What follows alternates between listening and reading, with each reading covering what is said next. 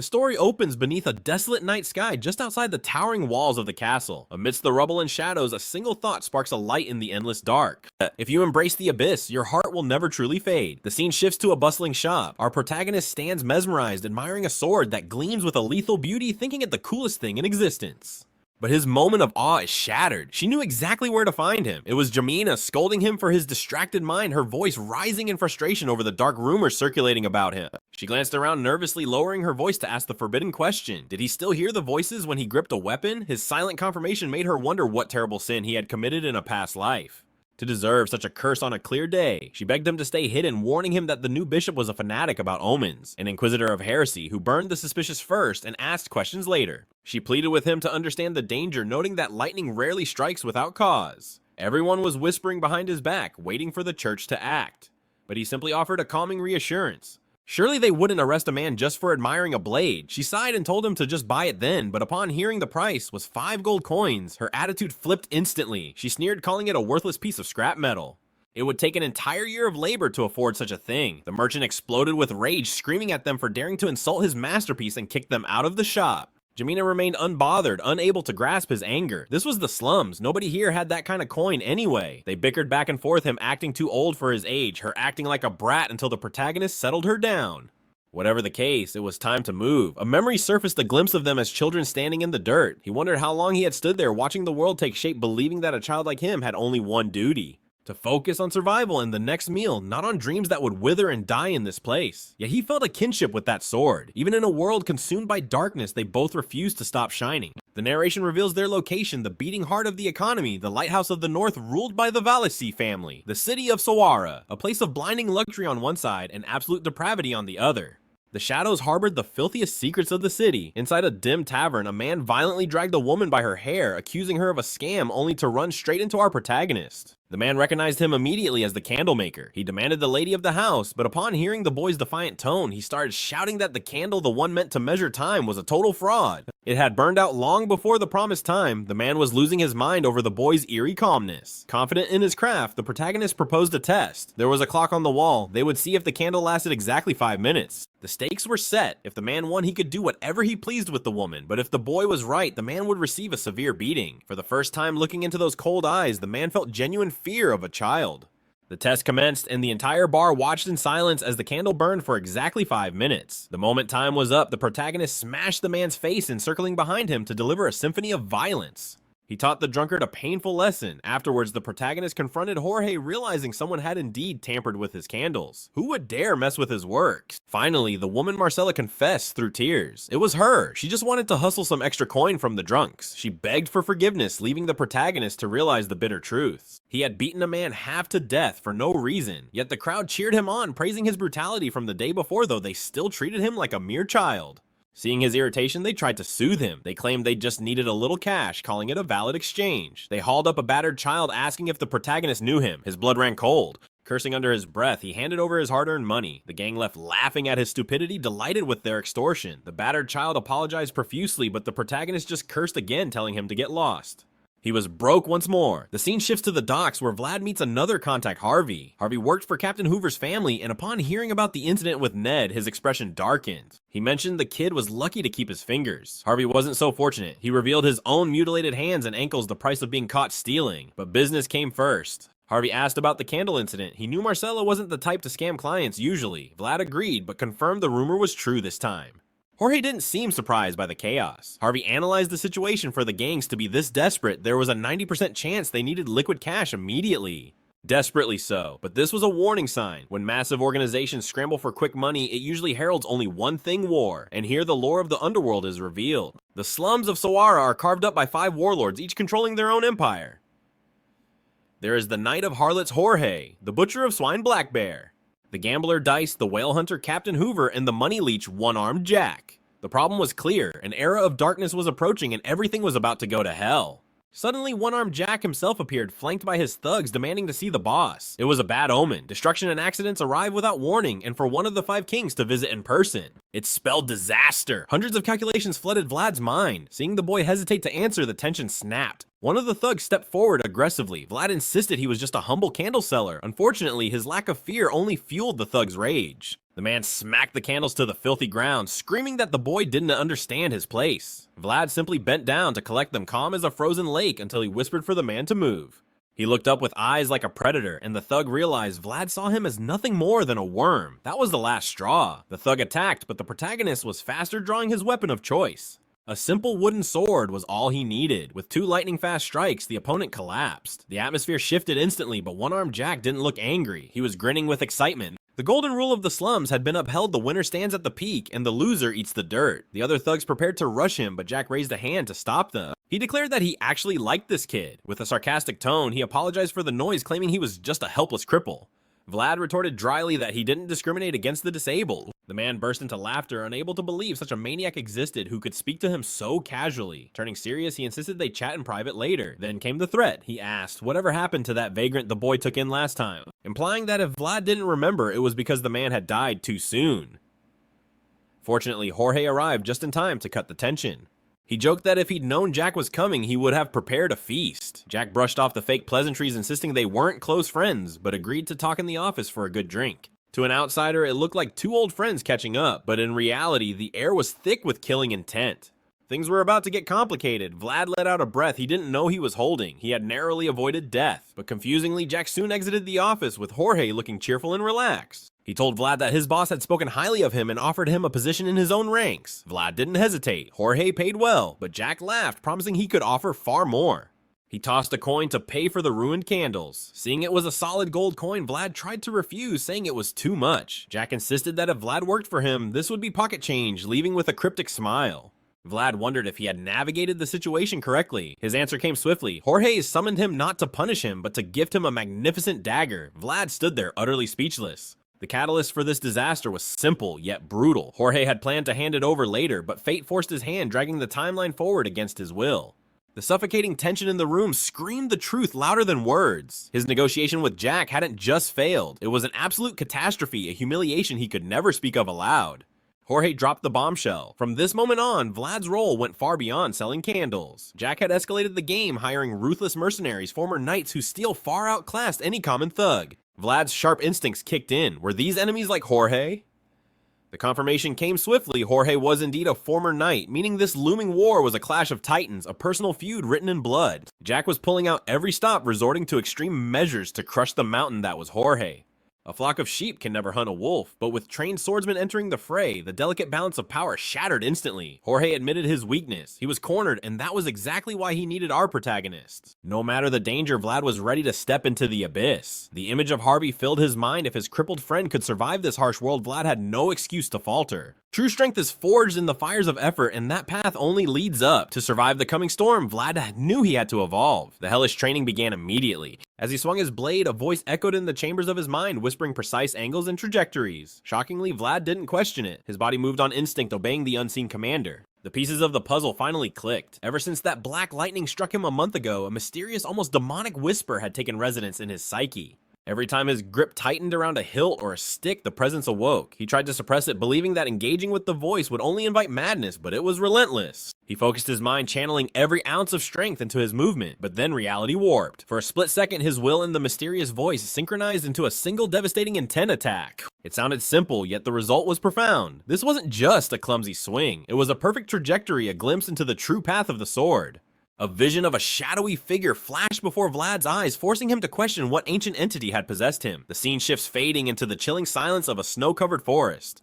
Amidst the white expanse, a lone swordsman wiped fresh blood from his blade. Another enemy had fallen, their life extinguished in an instant. Hearing crunching snow, the swordsman sneered, mocking the fool daring enough to stalk him. When silence answered, he demanded they show themselves. Vlad stepped from the shadows, asking one question: "Are you Lord Estanga?" The man smirked, recognizing the boy from the slums immediately. He had been waiting. This was Vlad's first critical mission, to recruit the legendary Blade Estanga. Vlad handed over a letter sealed by Jorge, a desperate plea for aid in the coming war. He stated his purpose plainly. He was the guide, and they had a 2-day march ahead of them. Estanga let out a dry laugh, questioning if he should trust a mere child. He unleashed a wave of killing intent, a gaze that usually froze enemies in their tracks, testing the boy's resolves. But the protagonist brushed off the pressure like dust. He simply told the veteran to keep up his focus entirely on not botching his debut mission. That cold indifference didn't go unnoticed. Estanga burst into laughter, amused and impressed that a slum rat could stand firm against a knight's intimidation.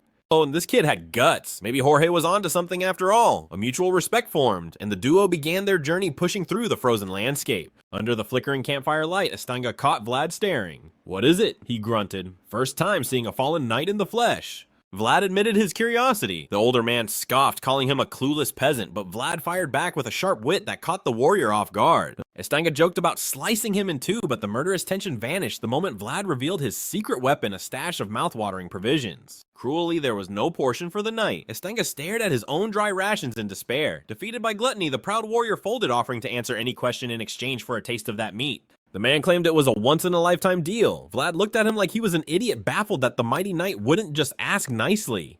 But Estanga stood on principle. The code of chivalry dictated equivalent exchange. A knight takes nothing without giving something in return. Vlad took the bait. 3 questions: name, age, and the ability to use aura. The first 2 were easy. Estanga 42 years old, but the third question hung heavy in the air. Asking about aura proved Vlad was no ordinary rookie. Estanga explained that not all knights could harness that power, and using it in a chaotic brawl was a completely different beast. "Can you do it?" Vlad pressed. When Estanga agreed to a demonstration, the boy's eyes lit up with starstruck wonder, and he happily surrendered his entire dinner. Repeating the law of exchange, Estanga accepted the feast. As he prepared to unleash his power, Vlad stood frozen, breathless with anticipation for the legendary display. The knight closed a single eye. Vlad opened his mouth to ask why, but the air suddenly grew heavy. The atmosphere twisted as Estanga began to chant a solemn mantra. "I must draw my world from the abyss of my soul." He warned the boy to watch closely. This was the pinnacle of martial arts, the true essence of a knight. The moment his eyes snapped open, reality trembled. A brilliant, overwhelming energy erupted from his blade and body. This was aura. After the display, they resumed their march toward the grim reality of the slums. Navigating the filth-ridden alleyways, Estanga complained about the grime. Vlad countered that in this world, filth was the perfect camouflage. The knight wasn't talking about mud. He despised the indignity of sneaking around like a rat. Vlad held firm. This was a covert escort mission, and walking through the front door was a death sentence. Just as Vlad promised a hot bath to soothe the knight's ego, the atmosphere turned grave. An eerie silence fell, followed by the gruesome sight of hundreds of bodies littering the streets. The war had begun early. They had to adapt instantly. Vlad ordered a split. He would take the dangerous main road while Estanga flanked through the secret passage to the tavern. Vlad sprinted through the chaos, arriving at the base only to find a living nightmare. The tavern was shattered, the walls painted in fresh blood.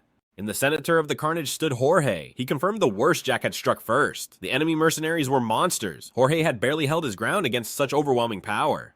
Gritting his teeth through the pain, Jorge asked for the reinforcements. Vlad confirmed that Estanga was on the secret path and would arrive any second. Hope flared in Jorge's eyes. With a Swordmaster of that caliber, the tides of war could turn. They would launch a counteroffensive at dawn and end this once and for all.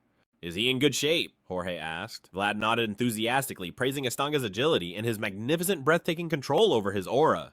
The color drained from Jorge's face instantly. His blood ran cold. You actually saw him use aura," he stammered. When Vlad confirmed it, the air in the room froze. This wasn't salvation. It was something far, far worse. Jorge prepares for battle, warning the imposter to drop the axe since the real Estanga cannot wield aura. Before Vlad can even process the danger, the fake Estanga strikes with his blade. It was a sword dripping with crimson. The assassin mocks Jorge, wiping the blood from his steel with a casual arrogance that triggers a dark memory. It reminded him of their first meeting. The truth hits hard. The real Estanga has been murdered. Jorge realizes he was played, sending Vlad into a trap based on false intelligence. Now this stranger stands before them as an enemy. Jorge readies his stance, demanding to know why he chose this moment to strike. The atmosphere suddenly turns heavy with secrets. The killer drops a bombshell. Count Gaidar has fallen. The news is suppressed for now, but soon the chaos will spread like wildfire.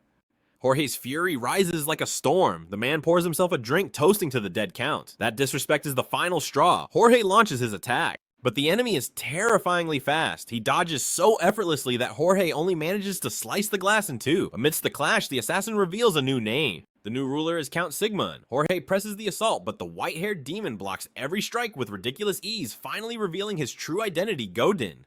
He has come on the first order of the new count to retrieve the deserter knight Jorge. Jorge spits on the command, refusing to serve a usurper. Godin just smiles. He expected resistance. The true order was never capture. It was execution. A brutal clash erupts, every strike carrying enough killing intent to shatter bones. Vlad screams for Marcelia to run. They scramble downstairs, crashing into the rest of the organization who are confused by the sudden commotion. Vlad warns them that a monster is upstairs, but before they can form a defense, Jorge is hurled through the wall, smashing into the ground with bone-crushing force.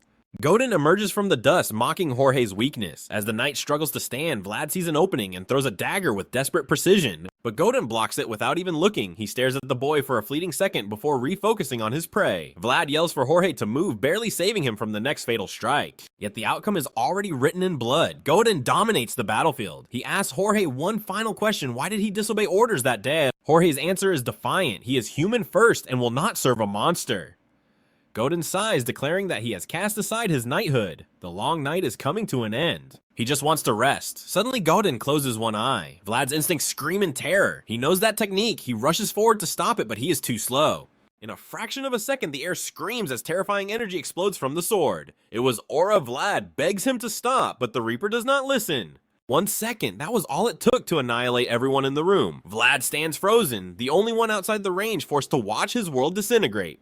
The tavern is instantly transformed into a graveyard. As Godin deactivates his aura, Vlad's mind fractures, unable to comprehend the slaughter. Surrounded by the broken bodies of his friends, he sees Jorge still breathing. But hope is cruel. Before Vlad can move, Godin severs the captain's head.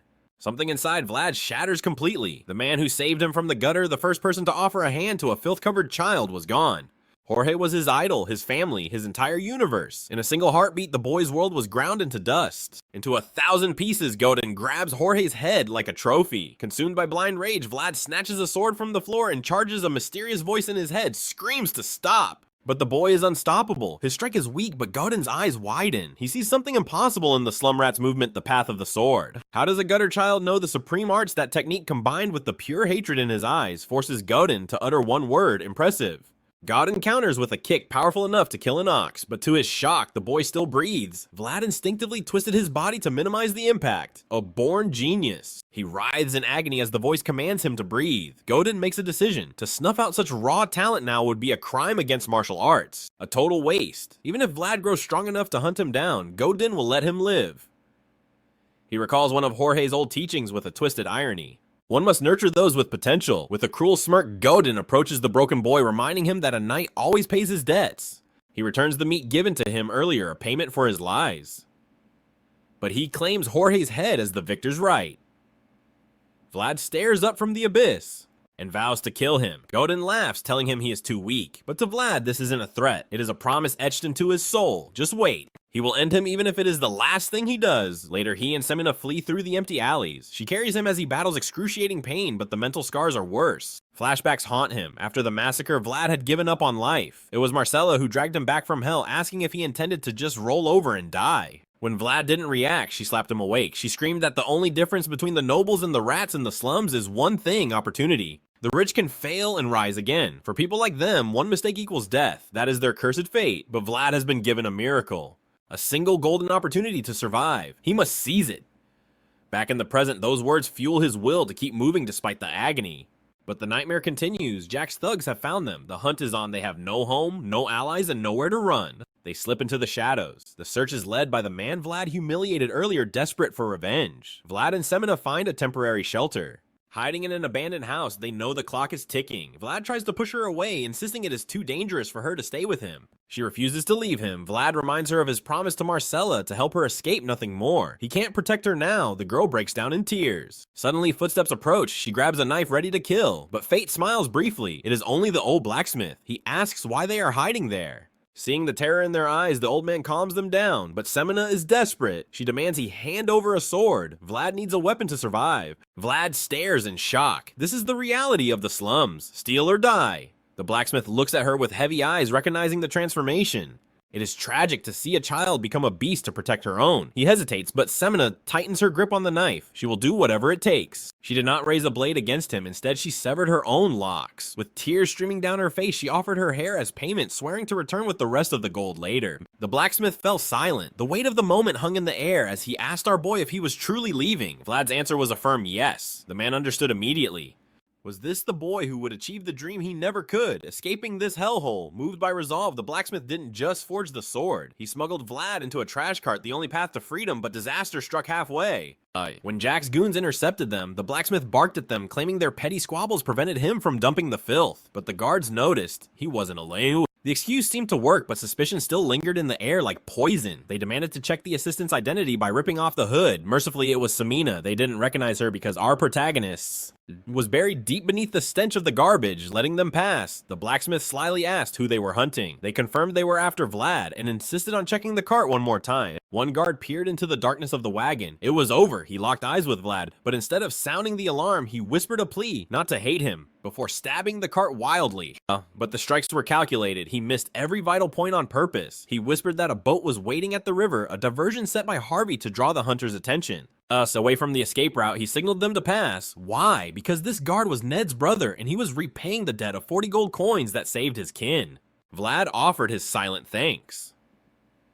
Arriving at the massive landfill beyond the city walls, Samina said her goodbyes. With a heavy heart, she tossed him out like refuse, launching him toward his freedom. And now we return to the opening scene. It wasn't a landslide, but a mountain of trash.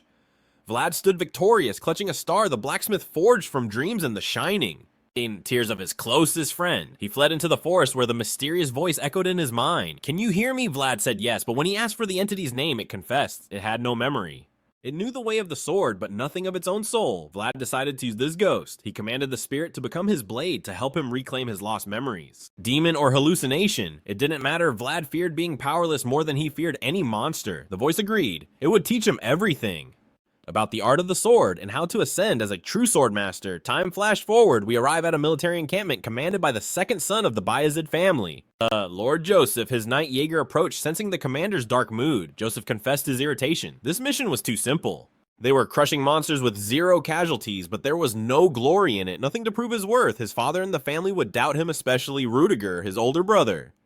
From another mother, the rival for the title of Count History showed the Bayezid bloodline worshipped military might above all else. And to the point where his ancestors destroyed each other for glory, he needed elite warriors like Jaeger. The knight seized the moment to mention a peculiar soldier, not a spy, but someone the Lord had to see to believe. Jaeger led him to the rack of defeated monsters. The wounds were gruesome, looking like the messy work of a rookie. But here was the chilling detail. Every wound was identical, the same depth, the same trajectory. It was the work of a master surgeon with a blade. Jaeger confirmed this was the handiwork of a single rookie mercenary who had only been there for a month. Joseph's eyes lit up. He demanded a name. Meanwhile, on the blood-soaked battlefield, the formation was crumbling against a goblin horde. The soldiers tried to encircle them, confident in their victory, until a massive giant goblin crushed their hopes. This wasn't in the briefing. In seconds, 5 men were obliterated. The general screamed to advance, but the mercenaries refused to die for a contract that didn't cover Titan-class monsters. Only one man stepped forward, Rhyme the prayer. It was our protagonist, Vlad. With a calm, "I'll do it," he launched himself at the beast. He struck from the shadows, slashing the giant's back with terrifying speed, but the hide was too thick. The voice in his head screamed a warning. Vlad dodged a crushing blow just in time, retreating to reset his stance. The voice scolded him for ignoring the optimal path. But Vlad couldn't execute the perfect move yet. He claimed he was taking the long way around. He exchanged heavy blows with the monster, his focus narrowing until the world slowed down. He channeled all his aura into a single strike. The monster sensed death, but it was too late. Vlad decapitated the beast in one clean motion. Watching from afar, Joseph ordered Jaeger to investigate this Ryman immediately. He could be a useful pawn. After the battle, as Vlad collected loot from the corpses, a soldier praised him. Vlad told him to shut up and carry the gear. The man tried to rope Vlad into another scheme, but Vlad refused to be part of any fraud. The silence grew heavy as the man insisted. He warned Vlad about using a fake mercenary badge. Vlad silenced him with a single glare. The killing intent was palpable. If this fool tried to blackmail him, Vlad would slaughter him where he stood. The fraudster froze his blood running cold. Vlad gave him a simple choice: silence or lose your head. The man fled in terror. Vlad realized he had a loose end to tie up before. Simply walking away from the group. They assumed he was going to pray, hence his nickname. They even suspected he was a fallen noble. They couldn't be more wrong. He was off to commune with the voice, which was still berating him for his sloppy form. The instructions were cryptic nonsense that Vlad couldn't decipher. Other mercenaries joined him, thinking it was a prayer circle. Back! At the camp, Vlad complained about the rations while others called it a luxury. Finishing his meal, he went to visit the priest, a kindly old man named Andreas, who praised his dedication to prayer even in the freezing cold. Vlad played along. An acolyte invited him to breakfast. The priest was moved to tears by Vlad's apparent unshakable faith on the battlefield. Andreas vowed to guide this lost lamb, while Vlad only cared about The delicious free food. The priest praised his swordsmanship, mentioning that Commander Joseph was asking questions. Andreas had already recommended him. He wanted to see Vlad rise. He reminded Vlad that the Bayezid name ruled the north. This was a golden opportunity, but for a fugitive like Vlad, this was a nightmare. He thought he had been too flashy. The voice argued they had no choice. Experience was the only teacher. Perhaps chatting with the priest was the mistake, but Vlad needed to be near a holy man. To ensure the voice wasn't an evil spirit, since the priest sensed no malice, he was safe. But now should he run? He was living under a dead man's name, a corrupt mercenary he had killed. If his identity was blown, he was a dead man walking. He decided to flee that very night. Vlad considered changing his face again, but a massive presence locked onto him. A knight's aura Jaeger had found him. Vlad instinctively shifted to a combat stance, shocking the knight.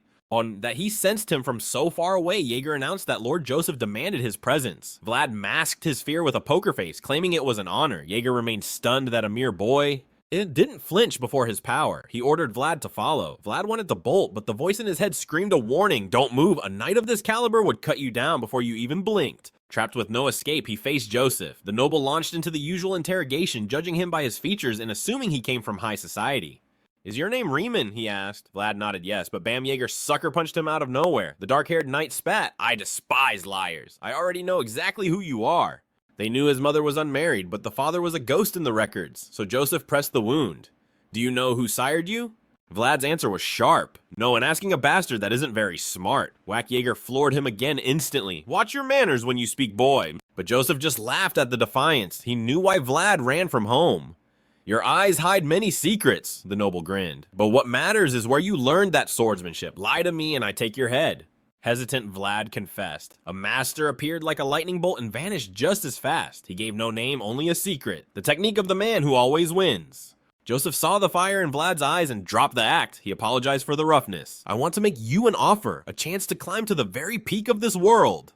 Power, freedom, survival, knighthood. He could have it all. Joseph pledged his support. Jaeger would be his new mentor. The onlookers watched, sensing a legendary warrior was being forged right before their eyes. Of course, Jaeger was a brutal teacher. He called Vlad arrogant and green, yet the kid was dodging. He was keeping up with a knight's speed. Even the crowd was stunned. But Vlad knew the truth. The knight was holding back. After the first round of hell, Jaeger announced the verdict. They would repeat this beating 2 times a day. The voice in Vlad's head cheered with excitement. Jaeger was a beast who crushed every move, and apparently getting beaten to a pulp was the best way to learn. Vlad, however, was not amused. Later, Joseph met with his knight. What do you think of Vlad? Say Jaeger's conclusion was cold but promising. He is usable. If he were a noble, the Count would notice, and that thrill excited the dark-haired schemer. She warned him of the boy's arrogance, but Joseph smiled. They had plenty of time to teach him manners together. Still, they insisted the boy couldn't be trusted. Joseph didn't care. Time would reveal the truth. Vlad had a mission, a burning drive, and that made him manageable. Honesty and a personal goal. The boy might act like a lone wolf, but they would build a cage so magnificent he would mistake his captivity for absolute freedom.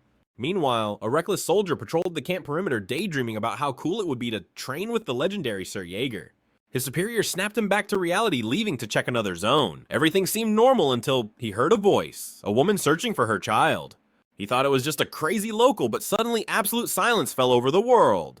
When the reckless guard investigated, his blood ran cold. His superior was walking into the forest surrounded by a dark mist, wearing a woman's face. Meanwhile, Vlad complained about training while the voice insisted this was a golden ticket. Suddenly, the reckless guard Got called out to him. We need to talk, in secret. Vlad realized Got was the only one back from patrol. I'm running away, Got whispered, terrified. You should too. The forest is rebelling. It's cursed those other mercenaries. They didn't desert. The forest took them. Got trembled. They weren't deserters. They were victims. I saw a ghost drag them into the darkness. Vlad scoffed, but Got dropped a bombshell. Sir Roderick vanished last night, and every missing man had a black neck. That detail caught Jaeger's ear. A search mission was launched immediately deep into the woods. Can we trust this coward? Jaeger asked. Vlad shook his head. No, but he isn't crazy. Joseph saw this as a chance to find something rare and gain glory. Jaeger, however, worried he might be the next victim. Vlad noticed the heavy guard left behind to protect their employer. If a veteran like Roderick vanished, the enemy was elite. They met up with Roderick's squad, but even their expert tracking skills had found absolutely nothing. Jaeger had to see for himself. Split up, he commanded. Groups of 3, we widen the search net. They spent the entire afternoon scouring the woods. Vlad realized his street smarts were useless here. As the sun began to die, a thought struck them. Beyond the frozen river. Got panicked. Roderick never went that far, but the forest was empty. Jaeger gave the order. Gather the soldiers, we cross the river. The ice wasn't solid, but it was passable with care. Spread out to distribute the weight. Everyone obeyed except Got, whose gut was screaming that death awaited them. You're just scared, Vlad spat. The weak survive by listening to their instincts. Got pleaded, we shouldn't cross. The protagonist didn't care about bad feelings. Running meant a coward's death or a beating. Honor demanded he move forward, so he told Got to shut up. Got kept whining about the bad idea. One more word, Vlad warned, and I'll break the ice under your feet myself. Fear paralyzed the soldier. Vlad moved to drag him, but then Got screamed. He looked down beneath the ice. The corpses, the missing men were staring back, and then they began to claw their way to the surface. In seconds, the ice shattered. The undead surrounded them. Jaeger realized the truth instantly. This was a trap. The enemy knew they were coming. Night fell. Darkness reigned. These were the domains of the dead, not the livings. Back at camp, Andreas the priest prayed diligently. Suddenly, the holy water in his cup turned black and violent. A dark energy was approaching. Outside, a suffocating fog swallowed the tents, and from the mist, the mysterious woman advanced wailing. Where is my child? On the river, chaos erupted. Vlad moved like a blur, shattering a zombie with a single strike and saving Got from a gruesome death. They pushed forward, but the horde was endless. Stand up and fight! Vlad roared, though his own heart hammered in his chest. The voice tried to calm him, but they were stuck. Was Jaeger alive? Alive, Jaeger was a god of war. He slaughtered dozens with every swing, but even he realized the problem. They were endless. This was a diversion to keep them away from the camp. No more holding back. Jaeger unleashed his aura. A massive wave of green energy exploded outward, empowering his strikes with brutal force. The soldiers cheered, but Jaeger barked orders. Vlad, go protect Joseph! The protagonist grabbed Got and ran. Jaeger could only pray they weren't too late. He had to hold the line here, which meant destroying the undead corpse of his old friend Roderick. Meanwhile, Joseph heard the sounds of battle. A general burst into his tent. We are under attack. The enemy was at the gates, and the problem. The young noble didn't even have his sword. Joseph's fury erupted at their sheer incompetence. But the scolding was cut short as Andreas arrived with reinforcements. His face pale with a terrifying realization. A darkness was descending upon them, and he could feel its vile presence. His scripture inscribed with holy ink trembled in his grasp as if possessing a soul of its own. He summoned every ounce of his divine power, but he was a priest, not an exorcist. Against this encroaching terror, his prayers might not be enough. Worse yet, the camp was completely devoid of aura users. In this hellish situation, they stood alone against the abyss without a single knight capable of spiritual warfare. A suffocating mist swallowed the camp, driving the soldiers into fits of screaming madness. Andreas knew this was no natural weather, it was sorcery. Through the haze, a chilling silhouette emerged, a woman endlessly searching for her lost child. Fear rooted them to the spot. The nightmare turned her hollow gaze toward Joseph. Her scream tore through the air like a banshee as she charged. I finally found you, my son. Death was inches away, but just before her claws could tear into him, a barrier of golden energy erupted, shielding him from the fatal blow. Andreas and his acolyte chanted sacred verses, holding the beast at bay with a wall of light. Joseph scanned for Jagger, his heart sinking as he saw two elite knights lying dead. There was no doubt now, they were facing a calamity beyond imagination. This was a curse forged from pure distilled hatred directed solely at him. Who despised him this much? The pressure was crushing. Blood trickled from the acolyte's throat as the holy barrier began to crack under the strain. Sensing the weakness, the malevolent spirit shattered their defenses. They kept chanting, but their strength was fading fast. Joseph braced himself for the end, staring death in the face. But then a figure tore through the mist. The main character was charging in. The banshee whipped around to intercept him. The mysterious voice within him analyzed the threat instantly. She was a puppet of the curse, impervious to ordinary steel. Moments ago, he had asked Vlad a crucial question. Can I wield aura? The answer was a hard no. However, a forbidden path existed. The voice would have to seize total control of his body for the duration of the slaughter. The voice possessed the mastery of aura, but could this fragile vessel withstand such power? It was a gamble with death, but they had no choice. Fail here, and the woman would slaughter them all. Understanding the cruel nature of the path of the sword, and bound by his oath, Vlad accepted the deal. He had a mission that transcended fear. His drive wasn't loyalty, but a burning faith in his own vengeance. Respecting his resolve, the voice took the wheel. Vlad surrendered control as the command echoed in his mind, close your right eye. Instantly, the protagonist's consciousness drifted into the void. In reality, the voice unleashed a torrential surge of power. A blade drenched in blinding aura slashed forward, striking the specter squarely in the chest. The onlookers gasped at the divine display of might, but the cost was instant. His muscles screamed in protest, and he collapsed writhing as his body rejected the overwhelming power. Joseph cried out, recognizing the unmistakable glow of aura. He knew that channeling such force would extract a terrible toll on an unconditioned body. Yet the nightmare refused to die. The creature crawled toward the fallen warrior. Blinded by agony, Vlad was helpless, but Joseph threw himself into the fray to save him. The banshee seized the noble's leg, freezing him with its curse. Am I truly this weak? Joseph's despair deepened. Suddenly, a knight swooped in, hurling them both back to the safety of the barrier. For the first time, Joseph thanked the gods for this man's service. Vlad, fighting through the pain, demanded the priest bless his blade. To purge this evil, he coated the steel in his own blood, a visceral sacrifice to anchor the holy magic. He approached the weeping monster. Through the aura connection, he had glimpsed her tragic origin. He saw mothers cast into a dark dungeon, torn from their children, and forced to watch them wither and die. Such unspeakable torment had twisted her soul into a curse of pure malice. With a solemn thrust, Vlad plunged the blood-blessed blade into her heart, finally granting her the peace of oblivion. But make no mistake, this was no accident. A dark sorcerer had weaponized her grief, pulling the strings from the shadows. The puppet master smirked until his connection snapped. Shock washed over him. Only a master of aura could have destroyed his creation. His realization came too late. Jagger descended upon him, severing his head and delivering it to Joseph as a trophy. As the chaos settled, the dark catalyst was revealed, a small chest containing the bones of the children. It was handed to the priest, a grim artifact of the tragedy. Officially, the mission was a disaster, yet Joseph saw a glimmer of gold in the ashes. He had found his new sword. The protagonist was destined to become a blade that would outshine them all. 3 days later, the main character awoke from his coma. The voice warned him against such recklessness, but there was news Joseph was weighting his concern unusually deep. Most of the mercenaries had fled like rats. Only Got remained, sporting a hefty pay raise for surviving the hellish ordeal. After catching him up, Got begged for a good word. Vlad headed to the barracks where the noble personally poured him a glass of vintage wine. The taste was rich, a luxury he had never known. Joseph thanked him for standing his ground when others ran, but the protagonist remained cold. I stayed for the contract, not for loyalty. Joseph masked his surprise. A man who honored his word was a rare jewel. Determining to claim this talent, he formally invited him to join the prestigious House Valeshi. Their journey took them to Varna. While fitting for his new uniform, Vlad couldn't hide his awe. It was his first time in a real city. Joseph granted him free time until dusk. It became painfully obvious that the two men mutually despised each other, a fact the voice found hilarious, mocking Vlad relentlessly. All Vlad wanted was a decent meal, but the acolyte intercepted him. The high priest had requested his presence at the cathedral, a colossal monument to the Valeshi faith.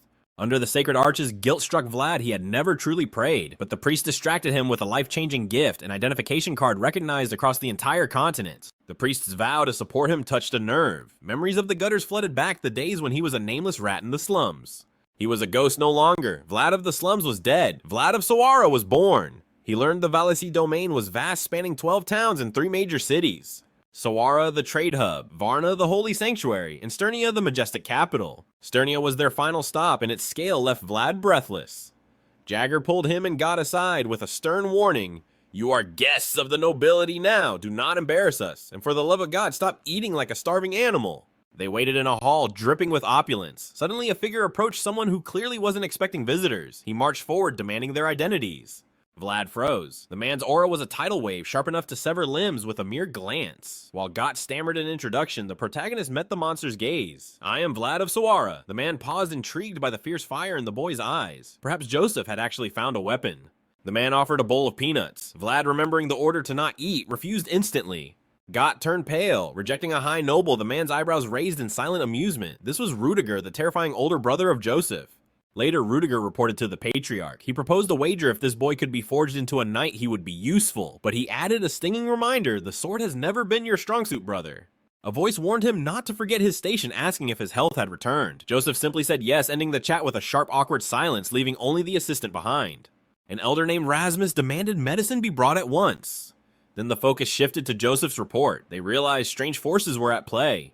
Something dark was lurking, and Andreas had confirmed it too. It wasn't just an attack, it was a twisted cocktail of resurrection and cursing arts. This was the work of a dark grandmaster, or perhaps a shadow organization pulling the strings. The man declared their resolve was unshakable, viewing the enemy as mere trash to be taken out. They had to find the culprit and make them pay in blood. Then as night fell over the city, Joseph gathered the boys. He told God, "You can stay, we'll talk cash tomorrow." Then he turned to Vlad. "You saved my life. Now tell me, are you ready to pledge your sword to my cause?" The main character confirmed it, but his eyes betrayed a hidden burden. Joseph sensed it. "Be honest with me," he urged. "Maybe I can help." After a pause, Vlad finally spoke of the knight. "Godin the Guider, the one who shines like moonlight. I must kill him." Joseph realized Vlad wasn't just a useful tool. He was broken. Tell me," Joseph asked, "did he destroy your smile?" "Yes," the protagonist confessed. "He killed my benefactor and shattered my entire world. Yet I cannot stop admiring his strength." Joseph sighed. "I can't help you there. Godin is a monster beyond my reach." Vlad expected as much. Joseph was merely the son of a count, but the tycoon wasn't done. "My honor is on the line," Joseph smirked, changing the terms. "I'm offering you a new contract, a golden future." "I only asked for 7 years," Joseph declared. "I will feed you, train you, and mold you into a true knight. All I need is your loyalty. Your revenge must wait until you are strong enough." You can rule the back alleys of Suara as you please. I'll even rescue Samina from that convent. Joseph extended his hand. I will give you power. I will be your greatest ally. Even though the boy wields a sword like a clueless amateur, he possesses a secret weapon of his own. When the ultimate question is popped, Vlad accepts the deal without hesitation. Joseph smirks, realizing that taking down the mighty Godin might actually be a feasible investment with this kid. But Jaeger plays the skeptic, arguing they could easily scout other useful talents from the streets. He doubts this brat is worth the stock price, but our main character is doubling down, claiming he witnessed the kid's true value with his own eyes. The old retainer insists the boy is a dangerous rebel, but Joseph just laughs it off. He declares he has 7 long years to domesticate the beast and slap a sturdy leash on him. He thought he had just picked up a useful wolf for his pack. However, he actually recruited a wolf daring enough to hunt the moon itself. The next day, Vlad enters his new room looking like he won the lottery just by seeing a soft bed. He is warned that his competitors are spoiled rich kids, but as long as he avoids stupid mistakes, he should survive the ordeal. The hellish training schedule is set for twice a day, starting right after lunch. Suddenly, a breathtaking beauty interrupts the mood. It is Lady Oskana Joseph's mother Jaeger steps in to perform the formal introductions. She mentions that her son personally selected him. This piques the lady's interest, and her intense stare makes our pure protagonist blush 50 shades of red. She expresses her gratitude for saving Joseph's life. And Vlad humbly states he was merely fulfilling his duty, but Nancy insists on giving him a reward later. She even praises his aesthetic, noting his hair matches his eyes and promises to make him some high-quality clothes. The interaction leaves the boy an absolute nervous wreck as she departs. It is clear the poor guy almost suffered cardiac arrest, confessing he has zero experience with noble ladies. Hearing this, Jaeger says he did pretty well for a rookie. Later at the dining hall, some arrogant extra spits in his soup, trying to bully him for being poor and lowly while the crowd laughs. But the main character just locks eyes with him and dumps the contaminated soup on the floor like a boss. The bully is confused by his chill attitude, not knowing Vlad is barely restraining his power to protect Joseph's reputation. In the end, the frustrated lackey stormed off, tossing threats of a brutal hazing over his shoulder. Vlad simply stared him down with eyes cold enough to freeze hell, calmly asking for his name. The sheer killing intent left the bully paralyzed, trembling in absolute fear. After a few tense seconds, the man reveals his identity as a member of the Subanin family. Our protagonist simply turns to leave, but not before dropping a chilling vow that he will remember that name. The scene shifts to Sid, the leader of the Vayazid house. While taking a leisurely stroll through the palace grounds, he notices the aspiring knights in the heat of training. He decides to observe his eyes, instantly locking onto our hero and recognizing him as Joseph's charge. His suspicion is confirmed when he spots Jaeger lurking in the shadows, keeping a watchful eye. Intrigued, the noble decides to linger, keen to analyze just how skilled the boy is during a sparring match against one of Subanin's lackeys. This was the very fool who dared to mock Vlad earlier. Our protagonist shows absolutely no mercy. He fights with the ferocity of a veteran on a battlefield, unleashing a beast-like aggression completely unfazed by the fact that his opponent towers over him. Lord Vayazid observes with a critical eye. The boy is reckless, yes, but there is an undeniable brilliance hidden within the chaos. He is someone who desperately strives to apply every scrap of knowledge he has absorbed. Watching the duel, Sid notes that the boy must refine his movements. True swordsmanship begins with the foundation. The stance, the positioning of the feet, the shoulders, and the gaze. These are the subtle tricks used to dominate an opponent before the blade even strikes. Vlad grasps these concepts instinctively. He uses these very tricks to seize the advantage, catching the giant off guard. A devastating blow slams into the lackey's abdomen, instantly paralyzing him with agony. However, the punishment is far from over. Vlad seizes him by the hair, sneering at the Subanin dog. He mocks the way the fool laughed in the cafeteria earlier before ruthlessly pounding his face into a pulp. The onlookers freeze in horror, prompting Regan to stammer, "Is it really okay to fight like this?" Lord Vayazid waves it off casually. Let them be. To become a true knight, one needs a spirit that refuses to break. Furthermore, judging by Jaeger's silent approval, this level of brutality is standard procedure for their kind of practice. Finally, the Subanin noble steps in to halt the massacre. Drenched in blood, Vlad offers a shameless apology, claiming he was just too focused. Yet his eyes tell a different story, freezing the noble in place with a murderous glare, silently promising that he can do far worse whenever he pleases. He offers an apology in advance because he is far from finished with him. He brings up the soup incident again. That is right, this entire brutal beatdown is vengeance for his ruined lunch. Subanin was convinced that Vlad was a total lunatic. In his eyes, this guy was just a wild alley dog that Joseph had dragged in without thinking about the chaos that would follow. The supervisor grilled him, asking if the rumors about the violent beatdown were true. We see that Vlad had snagged a job managing the Count's stables, but the boss insisted that pummeling fellow apprentices was definitely a crime. But Vlad shamelessly reminded him that he had always been a savage. He argued that they started the fight, and besides, now nobody would dare to mess with him. Suddenly, a boy named Bortley appeared, asking if he could join their table. Vlad tried to scare the kid off with a menacing glare, but Bortley was completely unfazed. He sat down calmly, casually remarking that he had been eating all by himself for quite a while. The main character mentioned the sausage was delicious, and Bortley dropped a bombshell. His father was the exclusive meat supplier for the palace. He offered them premium rations, and Vlad immediately suspected a bribe, but the rich kid literally had an entire warehouse overflowing with food. A realization suddenly struck him. All these apprentices hailed from powerful and wealthy families. He needed to shamelessly seize this chance to rub shoulders with the elite and forge some high-value connections. Vlad then invited him to be his meal partner, which thrilled the boy, even though he knew Vlad was definitely just doing it for the meat. Several days later, he wandered about stressed by the mountain of work on his shoulders, while Joseph's other vassals were still nursing their wounds. Suddenly, Sir Gregory crashes the scene. This fellow knight of the Bayezid clan mocks his sour expression with a grin. He teases that Jaeger must be exhausted from doing all the heavy lifting alone, especially now that he is stuck babysitting a new vassal. But Jaeger is quick to fire back with a sharp retort. He insists that Gregory should focus on raising his own subordinate instead of running his mouth. As the master of Bortley, Gregory had noticed something interesting though. He saw that Jaeger was actually getting along quite well with Vlad, acknowledging that the kid possesses a truly indomitable spirit.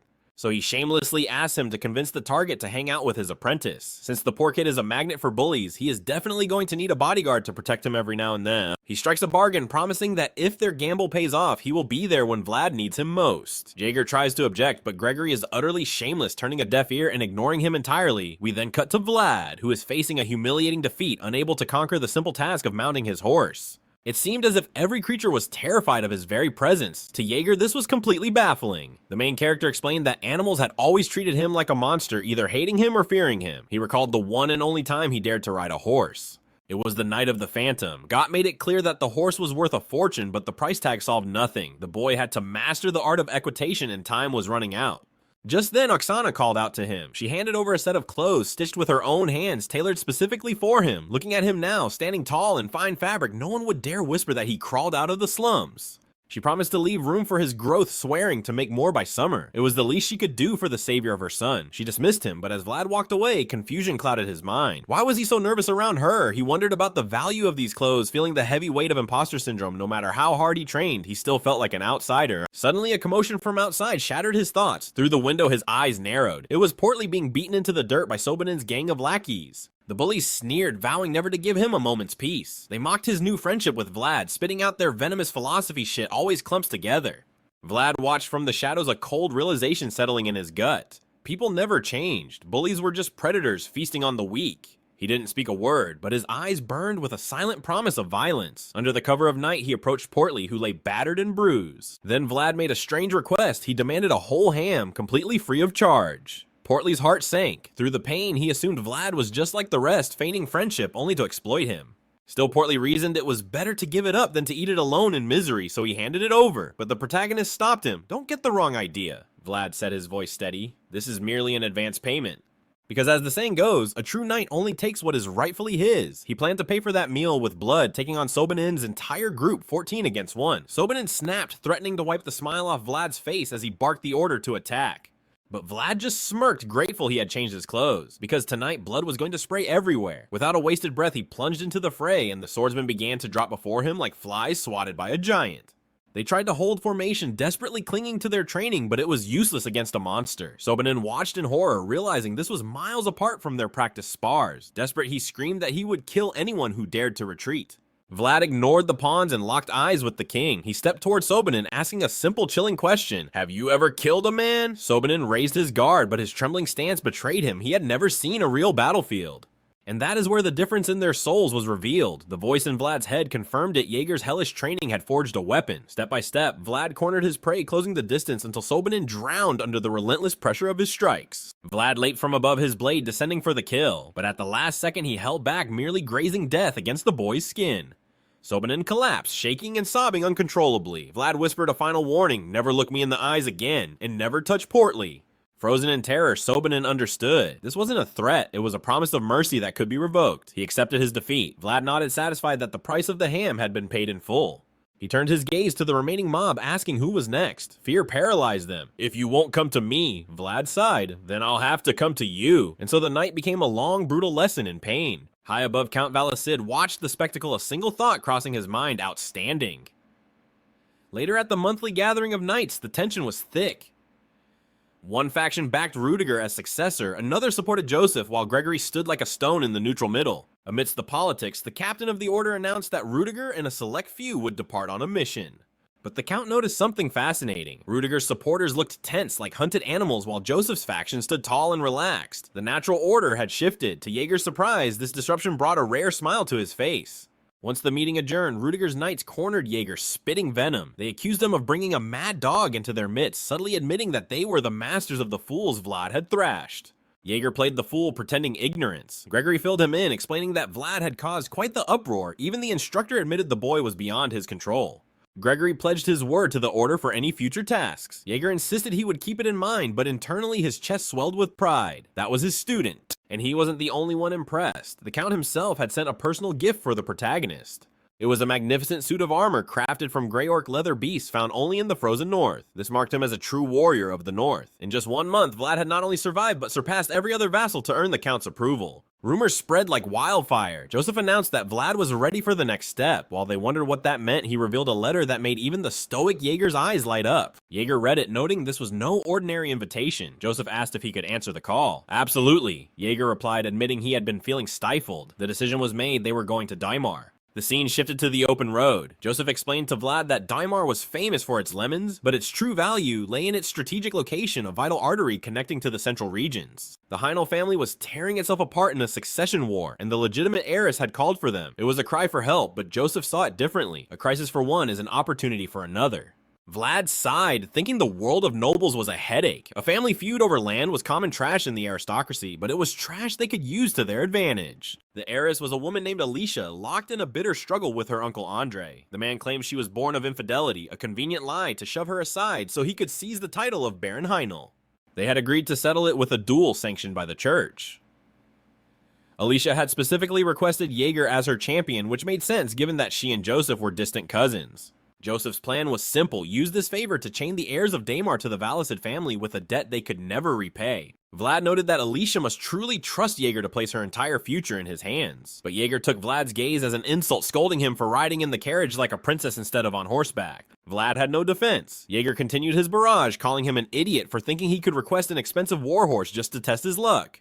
Suddenly, Vlad felt his heart hammering against his ribs. It wasn't fear of Jaeger's scolding or Joseph's lectures. His senses screamed danger. The ground beneath them wasn't just shaking, it was trembling in fear.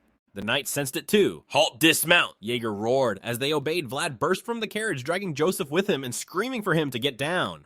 Joseph tried to brush it off, claiming it wasn't an earthquake, but then they saw it. A massive path of destruction carved into the earth, the trail of a giant worm, a remnant of the fallen dragon. Vlad was terrified, his blood running cold, yet a part of him thought it was the most incredible thing he had ever seen. Finally, they arrived in Daimar, the jewel of the Heindel family. At the main mansion, Joseph informed Vlad that he and Gott had free reign, authorized to travel, eat, and see whatever they please. The protagonist was stunned by this sudden freedom. Joseph told him to use his brain. Why bring a novice on such an adventure? An honorable duel was a rare spectacle, a team battle featuring knights from all walks of life. Watch them, Joseph advised. Learn everything you can. This was his chance to expand his world and understand what it truly meant to be a knight. Jaeger added a warning: don't fight anyone and be back by nightfall. Vlad retorted that he wasn't that stupid, but the look in the knight's eye said he doubted that very much. Still, Vlad promised to report anything suspicious. With that, Vlad began his exploration. The mansion was small and reeked of neglect, a clear sign of the family's financial ruin. But then his sword began to hum. The voice in his head spoke up. "I have been here before." It remembered the tree on the distant hill. There was no choice. Vlad headed for the hill, ready to fulfill his end of the bargain and help the voice recover its lost memories. Meanwhile, in a grand formal hall, Joseph met with Alicia, who thanked him profusely for coming. Joseph bowed, his expression unreadable. "Assisting family in such matters is our duty," he replied smoothly, mentioning that his father had already given his blessing. The game of nobles had begun. The ball is entirely in her court. Alicia declares she will play along with the Count's whims, but only if he guarantees a 100% victory in the duel. Joseph, he just smirks, claiming he has absolutely nothing to worry about. The legendary blade of Valiseda has never known defeat, but as he retreats, he realizes he cannot sleep on her. She possesses the fierce temperament of a true matriarch. Regardless, the master plan remains exactly the same. Meanwhile, Vlad reaches the hilltop tree and stumbles upon a hidden graveyard. It tugs at his heartstrings, making him wish he could have honored his own mother in such a way. Spotting a pristine grave, he begins cleaning it out of pure respect. Time to put the system to work. He drives his sword into the earth and strikes a holy pose, pretending to pray while commanding the voice to scan the area for clues. The voice manifests, announcing that lost memories are finally coming back online. Flashbacks trigger. He recalls a time when this ancient tree was just a sapling convinced he was not alone back then. Suddenly the voice senses a gaze and shouts, "Swap seats, let me drive the body for a second." Deja vu hits hard as he flares his aura, the entire atmosphere shifts, and a colossal spirit serpent manifests, staring them down. Vlad is sweating bullets. This situation is getting way too weird, and he feels completely exposed. But the snake isn't looking at him, it is staring straight at the entity inside him. The spirit glides closer, and our hero panics before realizing, wait, there is no killing intent. It actually radiates a warm, safe energy like a spring breeze. Suddenly, footsteps interrupt the moment. The spiritual connection snaps, and the giant serpent vanishes into thin air. Vlad spins around only to find himself face to face with a mysterious woman. Busted. She warns him that this is VIP territory for the Eugenales family only. Vlad immediately activates his innocent boy act, apologizing profusely and claiming he was just looking for a quiet spot to pray.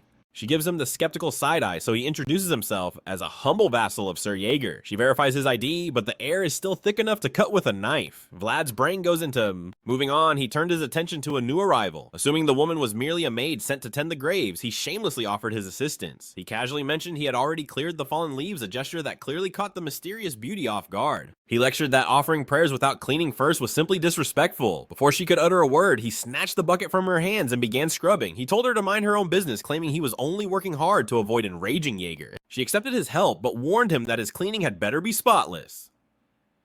Vlad sighed internally, thinking that the beautiful ones are always the most high maintenance. Nevertheless, he got to work like a diligent servant while she stood there chuckling at his antics. After that little side quest, our main character managed to make it back just in the nick of time. He arrived ready for the grueling training session with the elite knights of Andre.